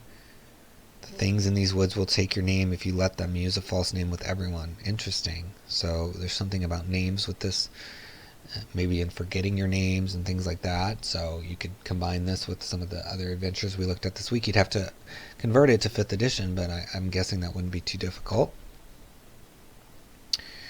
And yeah, so looking through, they've got all this cool little black and white art. Yeah, you get to see a lot in this 14 pages, but I definitely think it looks good. So you've got a copper fish here, barb-faced carp coated in copper scales. The sun trickles through leaf and bough to dance on their backs. Warriors from the forest village string these fish upon their backs as armor. So it's copperfish armor, counts as that. And you know, the author, I'm thinking you could probably convert this pretty easily to 5th edition, so you might consider doing that as another option to make some additional sales. But Ozer is very popular, so hopefully it's selling pretty well for you already. But you know, if it looks like it's simple to convert, it might be worth getting another option out there. So here's some encounters. It says feline eyes tracking you from the treetops, the smell of cat urine. This is their forest, and they can slip in and out of it like fish through a swift current. So I'm guessing that's one of the creatures that is profiled at the end of the book. You know, you got fawns, tall spirits, princes, 3 skeletons. Yeah, it just seems like a fun place with a lot of stuff inside this one forest. I definitely think it's worth reading and looking at, and you can see half the book here. So check it out under the forest that knows your name, or under forest, look under the F's in the list below and click that link and give it a try. Next we have Hearth Magic from Micah Abresh with a suggested price of $2.50 on Pay What You Want. It's 5th edition, 16 pages. In a world filled with magic, it's not just wizards slinging fireballs, it's also bakers making bread rise in minutes instead of hours, and tailors causing seams to knit together without stitching. Hearth Magic provides 5th edition compatible rules for small spells that everyday people throughout the world use, with a new type of spell that even minor characters can cast without damaging game balance, and over 70 new spells to cast. The supplement will enrich any setting that is meant to be full of magic. So I like this. I mean, it is true. Why would spells be just for flashy things, right? You need them to tie your shoes, right? And various other things. So let's take a look at the inside. I like the artwork. Got a fun layout. You can see lots and lots of spells already, and getting to see 15 of the 16 pages. So you're going to see almost the whole thing. I would definitely encourage you to come through and read all of these and you know, make a determination if it works for you. I can't imagine it wouldn't. I mean, it's nice to just have this on hand as a DM for like you know, some NPC doing something or some flavor, you know, they're asking what's going on. So like for example, this spell Seal says when cast on a freshly applied ornamental seal, that the sort that closes a letter, not the sort that ensures a barrel doesn't leak, ensures it is fully and properly set. Attempting to bypass the seal affected by this spell is more difficult, and this imposing disadvantage on any such attempts. And then it has some limitations and some sort of lore that goes with it, which is nice. Remove blood. Cleans fresh blood from one article of clothing. The blood must have been spilled within the last 10 minutes. So, you know, these aren't the kind of spells that you would necessarily want to take up a spell slot for your PC with, but why couldn't they be spells that are part of a book and that your PC finds, and then they, you know, maybe don't pick them, but they can see, oh, I'm going to give this to one of my retainers, or I'm going to give this to a helper in my keep if you've got them, you know, having strongholds. Or you could have NPCs that are, you know, showcasing these kinds of spells around the PCs and dazzling them that they can do all this stuff with magic instead of by hand, right? So you got a list of all these spells, tons of spells. So yeah, I just love spells in general always. So I mean, at this $2.50 price to get 70 new spells, you know, a really good deal. And it's pay what you want, so you can adjust that price, but do pay something and look for Hearth Magic in the links below. Next we have the Lazy GM Savage Creatures for 5th edition by Creative Conclave for $9.99, author Simon Giles. It's 282 pages, so quite a lot of pages for that $9.99. And it says it brings the classic range of ready-made monsters to 5th edition. Hundreds of stat blocks for 39 classic monsters from giant ape to yeti, with a range of builds to suit all challenge levels. Using the freedom and flexibility of the 5th edition, they're bringing updated versions of old favorites like the Cloaker Soundmaster or the Medusa Lotus Blossom, and all new exciting flows like the 𝙒𝙗𝙀𝙀 Guardian, Spawn of Fenrir, and the Wendigo. Inside you'll find extraplanar variants, environmental variants, fae versions, undead versions, half-dragons, and a whole host of unique twists on classic D&D monsters, ready to drop straight into your game. From the CR14 Pteranodon Zombie to the CR28 Gargantuan Fire-infused Iron Golem, fully clickable index, cross-referenced by CR templates and monster rolls to easily find what you need. So very fun option to get a bunch of monsters all at once into your hands. It is, it looks like quite a lot, from ape to yeti, and CR14 to 28, that's quite a range, and hundreds of stat blocks over 282 pages. Seems like a really good option. You get to see 14 of the 282 pages, but you can see that they're linked, so you can click to jump to a particular title, or a particular character, I guess you'd say, creature. So they're listing all the monsters by the challenge rating, so you got a bunch under 1/2, 1, 2, 3, quite a lot under each of these numbers. So I would say that they're not really neglecting any number, and in fact I'm seeing, I think, one for every number all the way to 25, and then they skip 26, but you've got 27 and 28. So pretty much any challenge level. Yeah, they have 12. Yep, they have everything from I guess 1/4 up. So that's really helpful, because then I don't even think the official 5e material has one for everything all the way up to 2025. So yeah, check it out if you're looking for those monsters in these various CRs. That there aren't a lot. And then you've got some variations here, class levels, elemental variants, environmental variants, extraplanar variants, fae variants, half-dragons, miscellaneous, psionic, size, and undead. And then by role, whether they're climbers, companions, ambushers, femme fatale, flyers, intelligent foes. I mean, they've really got it organized nicely. I think that's helpful, and all these are underlined, which means you can probably click them in the real PDF to jump to the stat block, which is always helpful. And yeah, you've got your full stat blocks here. So if you're looking for a boatload of monsters, I think this book is a good option for you. And you can find it under Lazy GM in the links below. Next we have Legendary Spiritualists for Pathfinder by Margarita Tramontano, Matt Daly, Jeff Lee, and Julian Neal from Legendary Games. Spirit of Adventure Legendary Spiritualists is the latest volume in our series of player-focused supplements, this time focusing on the mysterious spiritualist and his larger-than-life phantom ally. A specialist in necromantic arts and communication between the living and dead, the spiritualist can cover a number of different roles in play. We offer a complete redesign of the class with several different metaphysical arts to personalize your character. Want a familiar? Want a war priest blessing? Want to channel energy? Please yourself. Enhanced phantoms, emotional foci, and archetypes for both master and phantom inspired by iconic figures of the imaginary, like the oracular Mysteric Proxy, the sword-wielding Soul Reaper, Hollow Defender, or the Last Stand Crusader, assisted by his faithful bloodline spirit, the Ancestral Stand.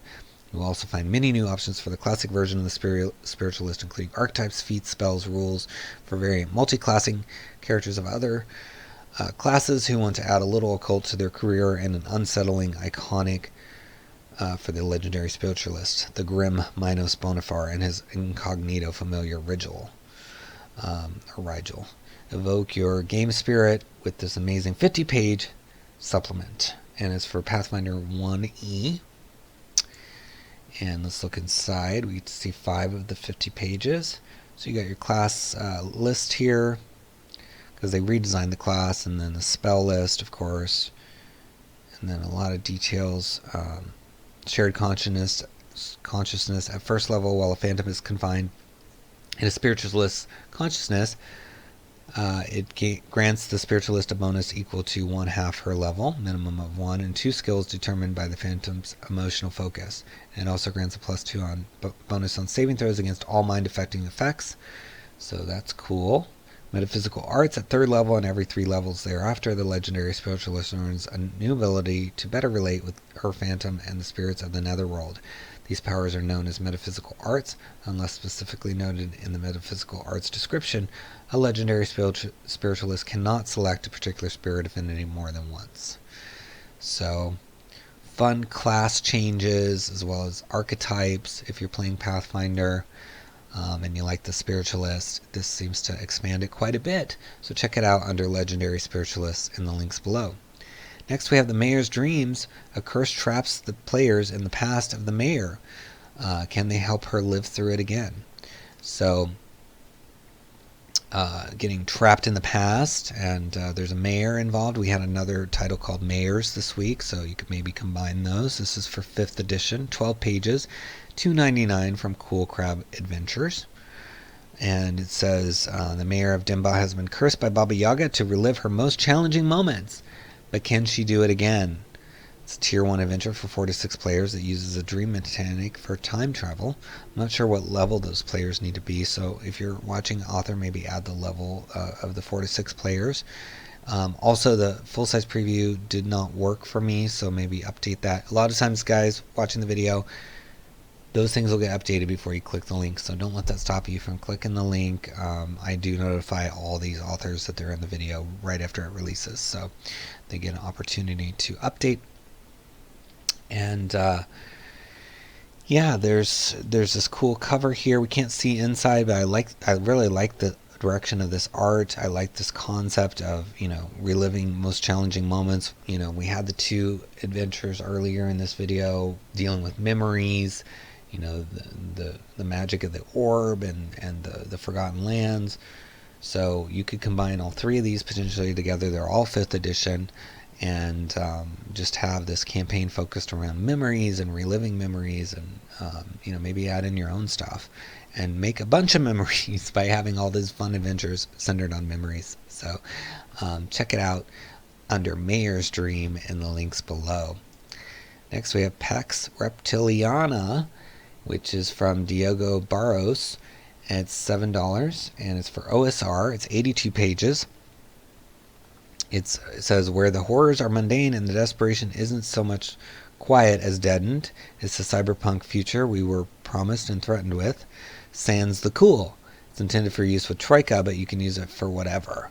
So, inside you'll find 82 pages, chock full of gameable content, original illustrations, visual gags, and bad puns. PC backgrounds for you to play.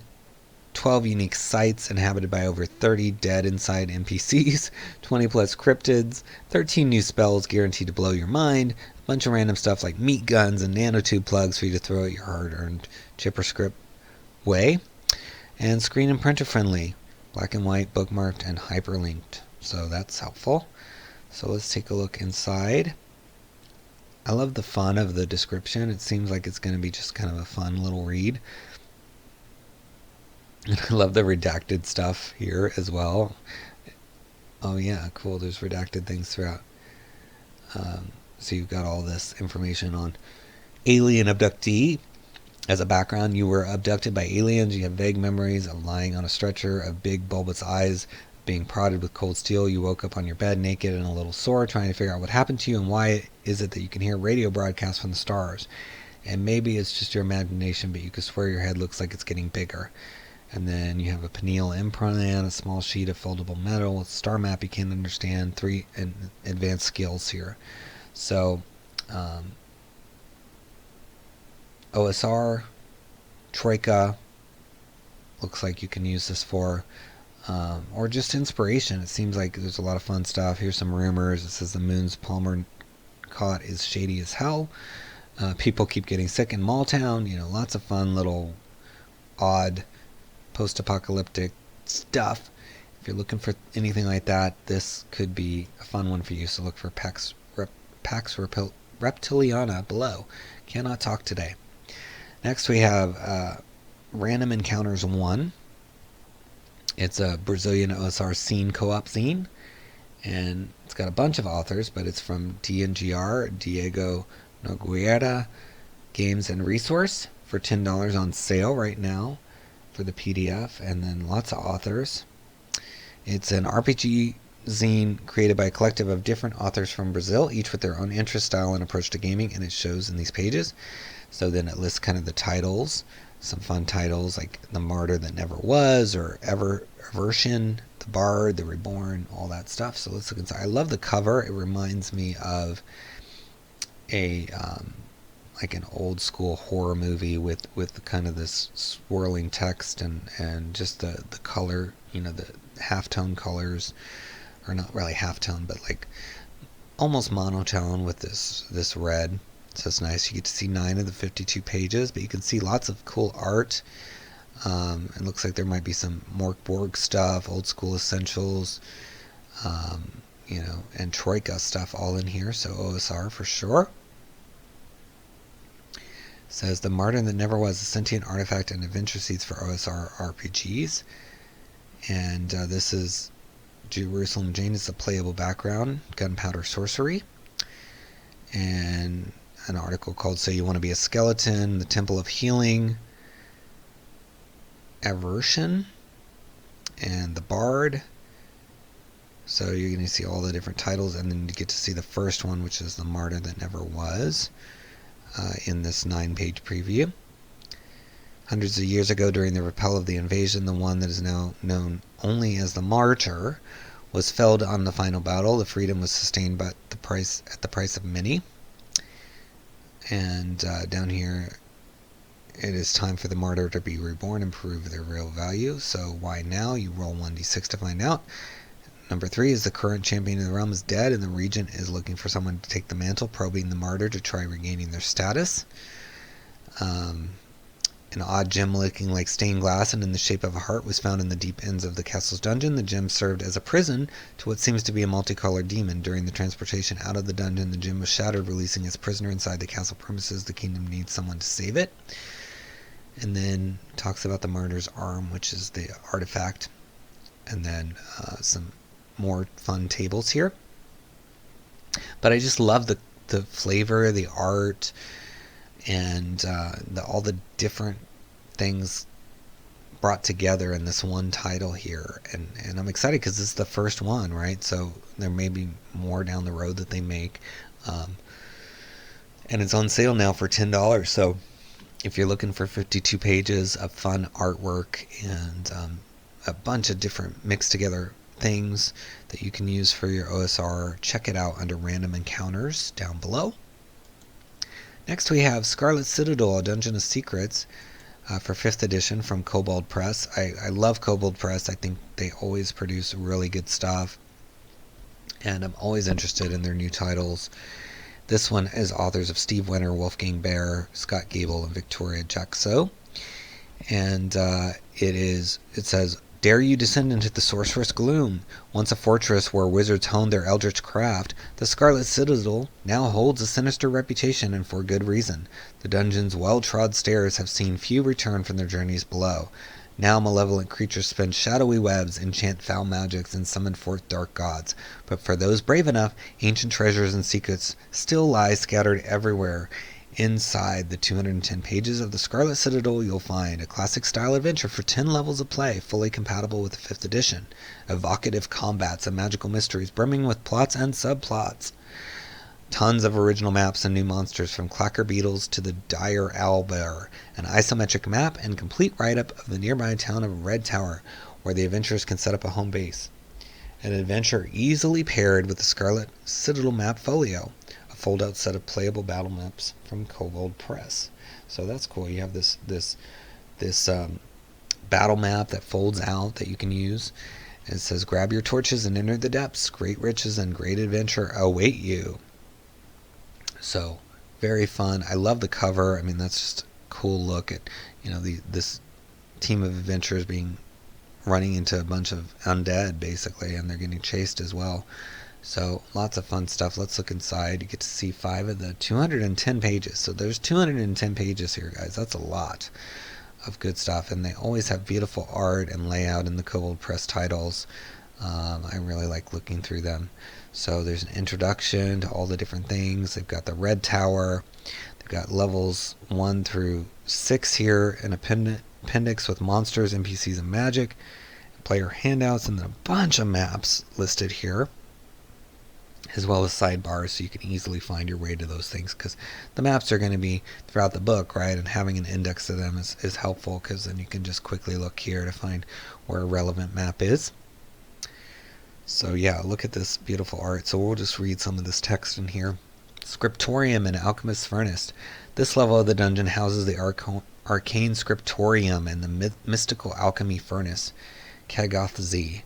Danaska Makasov and their servants reside here, as do a group of covert dust goblins. 𝙏𝙤𝙢𝙪𝙧𝙚 is a gnome wizard who hopes to unlock the secrets hidden in the forgotten scriptorium. The monographs buried here date back to the earliest of years of the 𝙒𝙗𝙙𝙪𝙧𝙚 residency, and even the time of the elves who predated them. In his quest to restore the heavily damaged manuscripts, 𝙏𝙤𝙢𝙪𝙧𝙚 has become a master of time-manipulating magic. He is also a loyal vassal and apprentice of 𝙒𝙤𝙘 the Gruesome. Since 𝙏𝙤𝙢𝙪𝙧𝙚's arcane interests overlap 𝙒𝙤𝙘's areas of study, when 𝙒𝙤𝙧 needs to be represented on the surface, 𝙏𝙤𝙢𝙧 is the person he's most likely to send as his agent.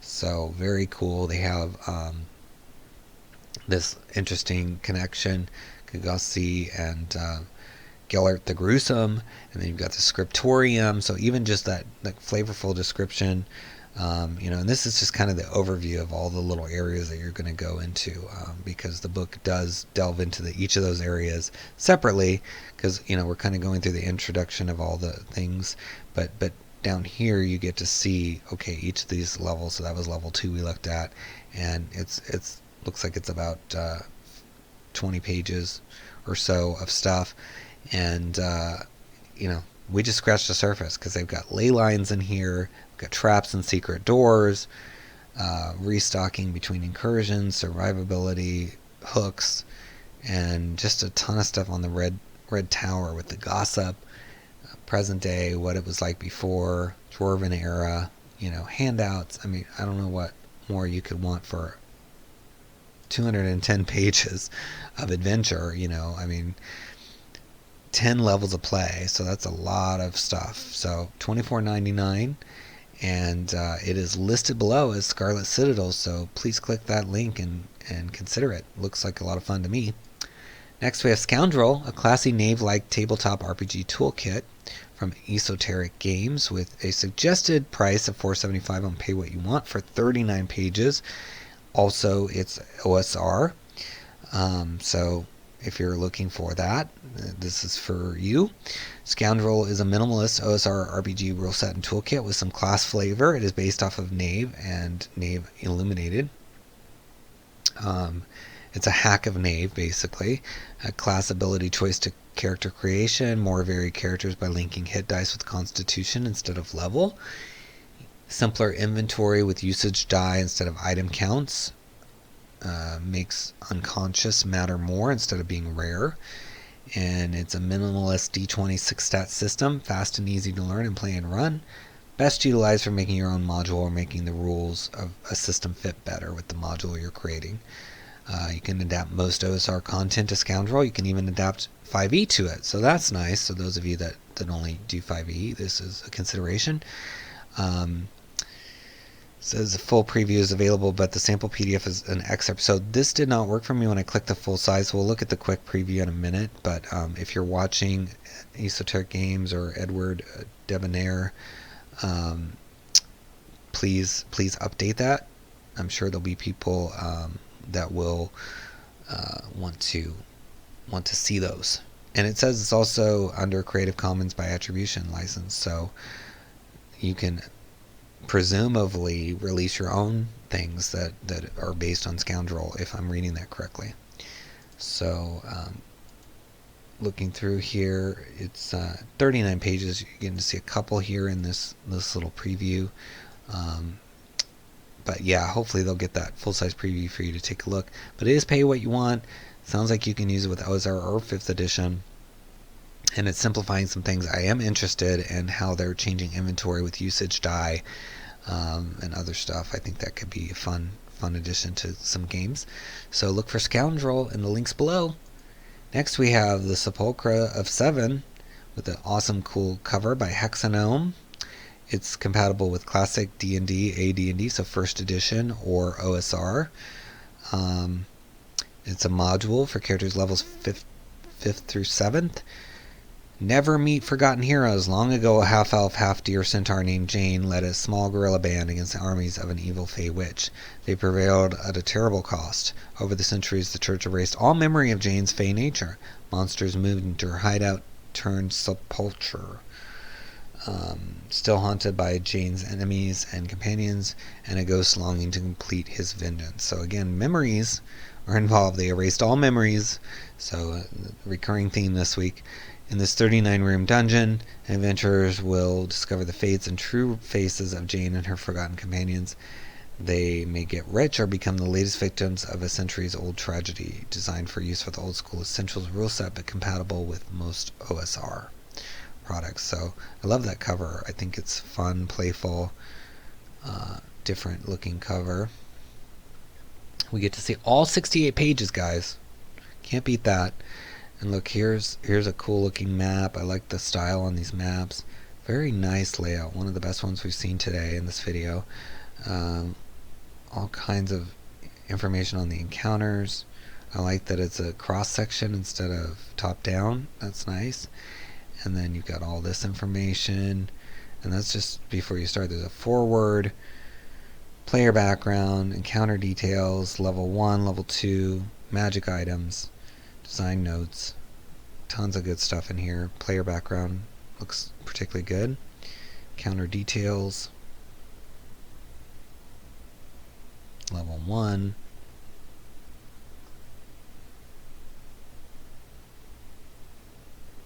All kinds of good stuff. I like the layout and the colors that they're using. You know, they've got kind of this black and white with splashes of color.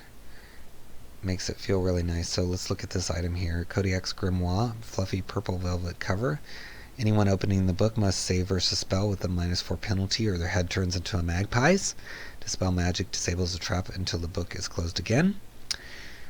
It's got research notes, notes of transferring a creature life force into a statue, erotic drawings, and then spells. So quite detailed for that item, and you know, tons of other stuff. Let's scroll back up and look at either one of the tables or one of the rooms here. Yeah, tons of stuff. So, Rhiannon dreamed us, banshee, pale shadow of a collapsed elven maid, a disheveled cascade of silver hair engulfing her face, shoulders, and knees, empty salt-scorched eyes, weeping dry dust tears, black hole of a mouth, distorted in an endless mournful moan. Shell-socked, unresponsive sobbing next to her sarcophagus, wails and attacks if attacked. Her brother or the unicorn are hurt. So, and then here's all the stats for Rhiannon. So very cool maps, art, lots of flavor and detail. I really like how much thought and flavor has been put into this by the author. It's, you know, you can easily just do a stripped down version of, oh, here's a stat block, oh, here's the details of the item, but to add that lore and that flavor, I always appreciate that. So if you're looking for an OSR adventure, check out Sepulchre of Seven below. And then we have Death Comes to Glenfellow. It's a Tarot Adventures Book 3, so it's going to be under Tarot Adventures on our links by Sanopa Publishing. It's $7.50 for 70 pages, and it's 5th edition. It's the 3rd book in the Tarot Adventures series. Brings a plague of undead commanded by a necromancer serial killer to Glenfellow.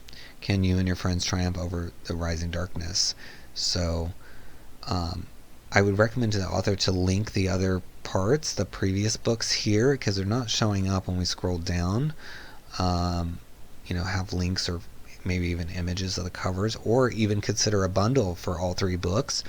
I think that would be wise and lead to some additional sales for you. But I love the cover art. Looks like a lot of fun, And let's look inside. You get to see 6 of the 70 pages. So lots of contributors, and you got your detail. And then notes for the game master, and then chapter 1 all about what's happening and the different people. It says, in the months that have passed since the events of Comet over Echo Rock, Glenfallow has prospered. The ruins of old Glenfallow have been cleared, and the stone put to use in rebuilding of Glenfallow Keep, the Temple of the Sun, and in new buildings sprouting up in the little village south of Glenfallow Keep. While the community is still growing, there are a number of established places which may be of interest, and then it lists those, and things that you can find with Game Master notes and stat blocks of various people that you would encounter. So yeah, it looks like it could be a lot of fun. I would maybe add a little bit more, like another image as well of some of the interior pages, because you do have 70 pages, so you can show quite a bit, even if it's just screen capture images hosted somewhere else down here, if you don't want to do continuous pages, because it does look like a really fun title with a lot of pages to offer for only $7.50. So check it out. And again, if you're watching this video, they may have added more since I released the video, so don't let it hold you back from checking out Tarot Adventures and the links below. Next we have This and That Rope and Chain by Sneak Attack Press for 5th edition, and it's $2.99 at 12 pages by Matthew Hansen. Rope may be the most important invention of all time. It is strong yet flexible. It built ancient monuments and powered the sailing ships that began global commerce. Rope is also a staple of fantasy role-playing games, whether climbing ice cliffs, tying up prisoners, or keeping the party from getting separated in a blizzard.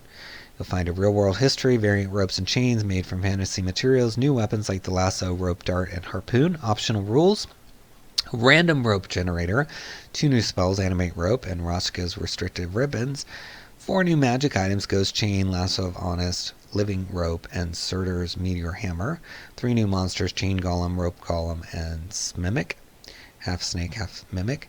And it's also part of a bundle where you get lock and key, which I think we reviewed previously and is a lot of fun. Yeah, we covered that title. I love that because it tied into one of my lineages in one of my books. You know, not officially, but I thought it would tie in nicely with that lineage. And so this is $2.99, but for $4.99 you can get that book, This and That Lock and Key, along with Rope and Chain. And having looked at that book, I think it would be worth getting both. You know, these are things we see all the time. We see rope, we see locks, we see these ordinary things, and I love titles like this where they take those ordinary things and make them extraordinary. We did that with our Potions Unlocked book. We took potions all the way to the limits, and they're doing that here with ropes and in their other book with locks and keys. And so definitely, why not mix it up? Surprise your players that are used to playing with just ordinary rope with some random ropes generated from your random rope generator, or these new spells, or some variant ropes and chains from fantasy materials. I could just add some color, and it's so inexpensive, $2.99. So look for This and That in the links below and give it a try. Next we have Unearthed Tips and Tricks Monthly for June 2021 from Crit Academy. It's a monthly collection of encounters, monster player tips, and more for 5th edition, based on their successful podcast. So you've probably heard of Crit Academy, and some of these things, even though it's 5th edition compatible, they can work with pretty much any system or other OSR, other things like that, because they're general tips, right? So it's saying here, character concept, they offer character ideas to help bring your character to life, whether you need a full character idea or use them as inspiration. They have monsters. It says we can often find that in some of our favorite monsters get a little predictable, and so this is ways to add variation. And then they've got stuff on encounters, magic items, game master tips, player tips, 2 one-page adventures, and adventure map. So they're kind of putting everything together, assembling it from their podcast. And let's take a look at inside. So you get to see all the pages pretty much, because it's a 19-page book, and there's 18 here. So without the cover, that's 19, right? So you get to see everything. So definitely should check it out. Look at how nicely laid out this is with the beautiful art. For all the monsters they've got, the maps and adventures. So that's a cool little map they've got with these squares on the floor. Operation Feline Freedom, NPCs. So I think it's a lot in here for the money. So you got your character concepts with all these here, your monsters, your encounters, your magic items, game master tips, player tips, etc. So here's your character concepts. Says for Aliston Glitterpod, he is armored to the teeth in gleaming plate mail with gilded edges, a flowing blue cape and mantle trimmed with soft black waves gently in the breeze. He is physically well built. He has shaved his head bald, and he tends to wear goggles to shield his eyes. And that's just his description. Then they have a personality, history, and motivation. So really nice fleshed out character concepts. And then you got your monster variants. So Ashnasarpa is a creature from the plane of elements. So very cool. You've got all the details on that. And then Kazmakula. It's a unique even among other creatures found in the Shadowfell. So another nice, got various element and plane creatures. We always need more of those, right? Because those are less explored. Manadrax, it's a creature of pure instinct driven by its insatiable hunger for mana, which is nice. The arcane energy that fuels magic. While it can survive on more mundane diet of typical carnivore, it ties to the alien far realm, forced it to adapt. Its ties. Oh, sorry, I'm just reading terribly today, guys. I'm sorry, I don't know why. But that's cool. So tied to the far realm for this one, and then Monk of the Elements. Just lots of fun monsters in here. And then we haven't even looked at the magic items. They've got the Dawn Shield, the Demon Scale Mail, Elkhorn Rod, Mecha Armor. Look at this guy. He's got a little mouth coming out. So I think this is like a assorted stuff that you can drop into your adventures. If you need a monster, if you need a short adventure, all bundled together for $4.99. So check it out under Unearthed Tips and Tricks Monthly in the links below. Next we have The Weathered Well.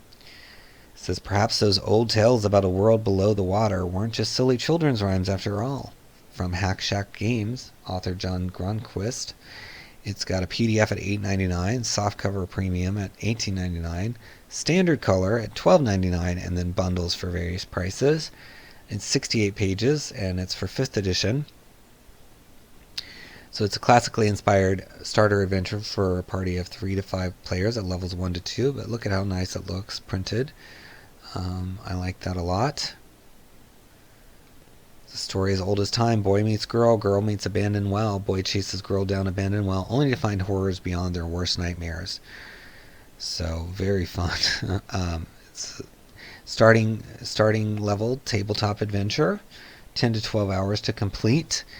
Takes the areas through an open area town map into more exploration focused dungeon crawl, and finishes up with a series of cinematic and challenging encounters which combine enemy forces and the landscape to challenge the party and players alike.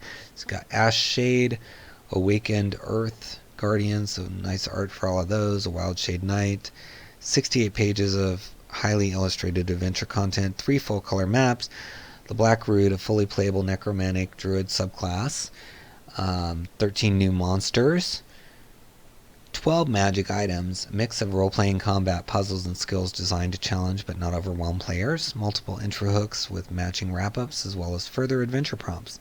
We've got a new druid subclass here with, you can see Circle of the Black Root. It looks really cool with all the circle spells and stuff. And then here's some of the magic items. I love that one. Fate's Folly looks really fun. Yeah, I definitely would love to get this. It's designed for new players and game masters. And here's this is nice. They're showing you the standard color and then the premium color, so you can see the difference. So this is a little more muted under standard color, but premium color it's a little more alive. So that's great. That helps people. Most people don't understand the difference between those two other than price. But for a little bit more money, $4, it looks like you can get the premium color. So if you pay a little more, you can get the premium color. So let's look inside. See, it says it's an adventure about young love and old gods. And I really like all the art. It looks so nice and clean, easy to read here. And you don't go too long without art, and here's a nice little town map they've got going on. Yeah, very cool. So, okay, so let's see if we can find something we can read here. So the goddess speaks. A woman wreathed in mist, wearing a dress which looks like it's made of 1,000 tiny silver chains, calls out in a haunting voice. Brave heroes, I am in desperate need. My magic grows weak. I don't have long, I fear. A precious artifact sacred to the people of this land. The skull of a mighty unicorn which protected it rests in a hidden tomb close to you. The tomb has been beyond my reach for centuries, but 2 children have broken the seal to its entrance. They are in a great peril, for the power of the artifact grows hourly, uncontrolled and unbound. Left alone, it dooms the children, and I fear this entire land as well. Touch the light of the sun upon the skull, and its power will be sealed and safe again. You must hurry, I beg of you. Fighting its power is taking all of my might. Seek thee the weathered well, in the grove of the ancients beyond the wall of ages. You are my last and only hope. So that's a nice moody kind of intro, imploring the characters to help, and it could be a twist. Maybe this goddess is not helpful, but feels like the goddess is, but you never know. It could be like, now you've stolen the power I needed. Now I'm the real bad. I don't know. But you have to get this book and play it to find out what happens. But I do like it. I love the look of it. I definitely would enjoy looking through the whole thing. It's because it's so well done here, and I just like the concept, and it's got this just good feel to it. I don't know. The cover, everything just gives me a good vibe, and I like that. So, bravo, Hack Shack. Hope people check it out with all your various options. Click the link. It's under Weathered Well down below, and by clicking it, you're going to help this creator and the channel as well. And next we have White Frank's title, Monkey on Your Back, where humanity once ruled supreme, now rule the animals. White Frank has titles almost every week. I don't know how they produce so much material, especially when the books are 130 pages. They must have just a bunch of stuff waiting to release that they've held on to for a long time or something, because this is yet another OSR title from them. And it says Earth 4041 AD. After 𝙒𝙖𝙪𝙧𝙾 and the final war, humanity has fallen. Where humanity once ruled supreme, now rule the animals. Post-apocalypse sandbox adventure in a post-disaster world. Charts for pure humans, pariahs, machines, cyborgs, refugees, sleepers, and lost astronauts. A myriad of mutant animals. Exploring random terrain in detail, looking for pre-fall items and weapons. Huge list of monsters, items, and mini-vehicles. Groups and cults. Play it as science fiction, science fantasy, or way out psychedelic techno-fantasy. And of course, Genie the White Frank rulebook, even though it's OSR, it's going to help you to get deep into this. Reminds me of Planet of the Apes, especially with the Lost Astronaut stuff. So if you're looking for a Planet of the Apes style adventure, this might be an option for you. So let's look inside. They're even using kind of a Planet of the Apes style font here. So subtle nod, or not so subtle nod to the inspiration here. So yeah, if you're looking to maybe play Planet of the Apes, this could be a way to do it. It says, other than a handful of humans who slept through the end of the old world in cryogenic tubes, or who lived generation to generation underground, the human races are gone. Each subspecies has been devastated and reduced to a fraction of its previous enormous numbers. Humans now constitute several distinct subspecies whose character classes are radically different from each other. So there's the pures, which is the pure humans, genetically stable. But yeah, you've got all this information on enclaves, inside, outer walls, all that good stuff. Enclave inhabitants. So yeah, I love the Planet of the Apes movies. This could be a really fun option for you to live that out in OSR style. And with White Frank's manual, I would, if you're watching author, I would maybe add a link to the White Frank book in here, because you're saying it's required here, the rule book. So rather than having people have to look for it, because I don't see it down here, it's automatically being listed, and I think that would be super helpful. But it's only $4.99 for 130 pages of OSR Planet of the Apes stuff, so I would definitely encourage you to look in the links below, find White Frank, and click on that, and give it a purchase. And that's our last title for this week, so please follow me on Twitter at Splinterverse, subscribe to the channel, click the like button, share the video, and purchase our books, Van Richten's Librum of Lineages. It's only $2.99, and we've got Potions Unlocked for $9.99, or you can get the print-on-demand version. Potions Unlocked and Van Richten's Librum of Lineages are linked below. Lots of fun in those books. Or if you click on any link and make any purchase, whether it's a book we showed today or any book on these sites, while you have followed that link and click and purchase, we get a percentage, which really helps the channel. We're putting that money back into books that we're making. So really good cause that helps hire writers, artists, etc., supporting the community. And of course, please check out all the titles we presented this week and past weeks. Support these creators. It takes a lot of time, energy, and most are doing it at a loss. So please support your fellow players, DMs, and creators out there by clicking those links and exploring these titles in further detail. Alright, thanks for watching. As always, I appreciate all of you and all the great creators out there. I'm so happy to be part of this community. And until next time, happy adventuring.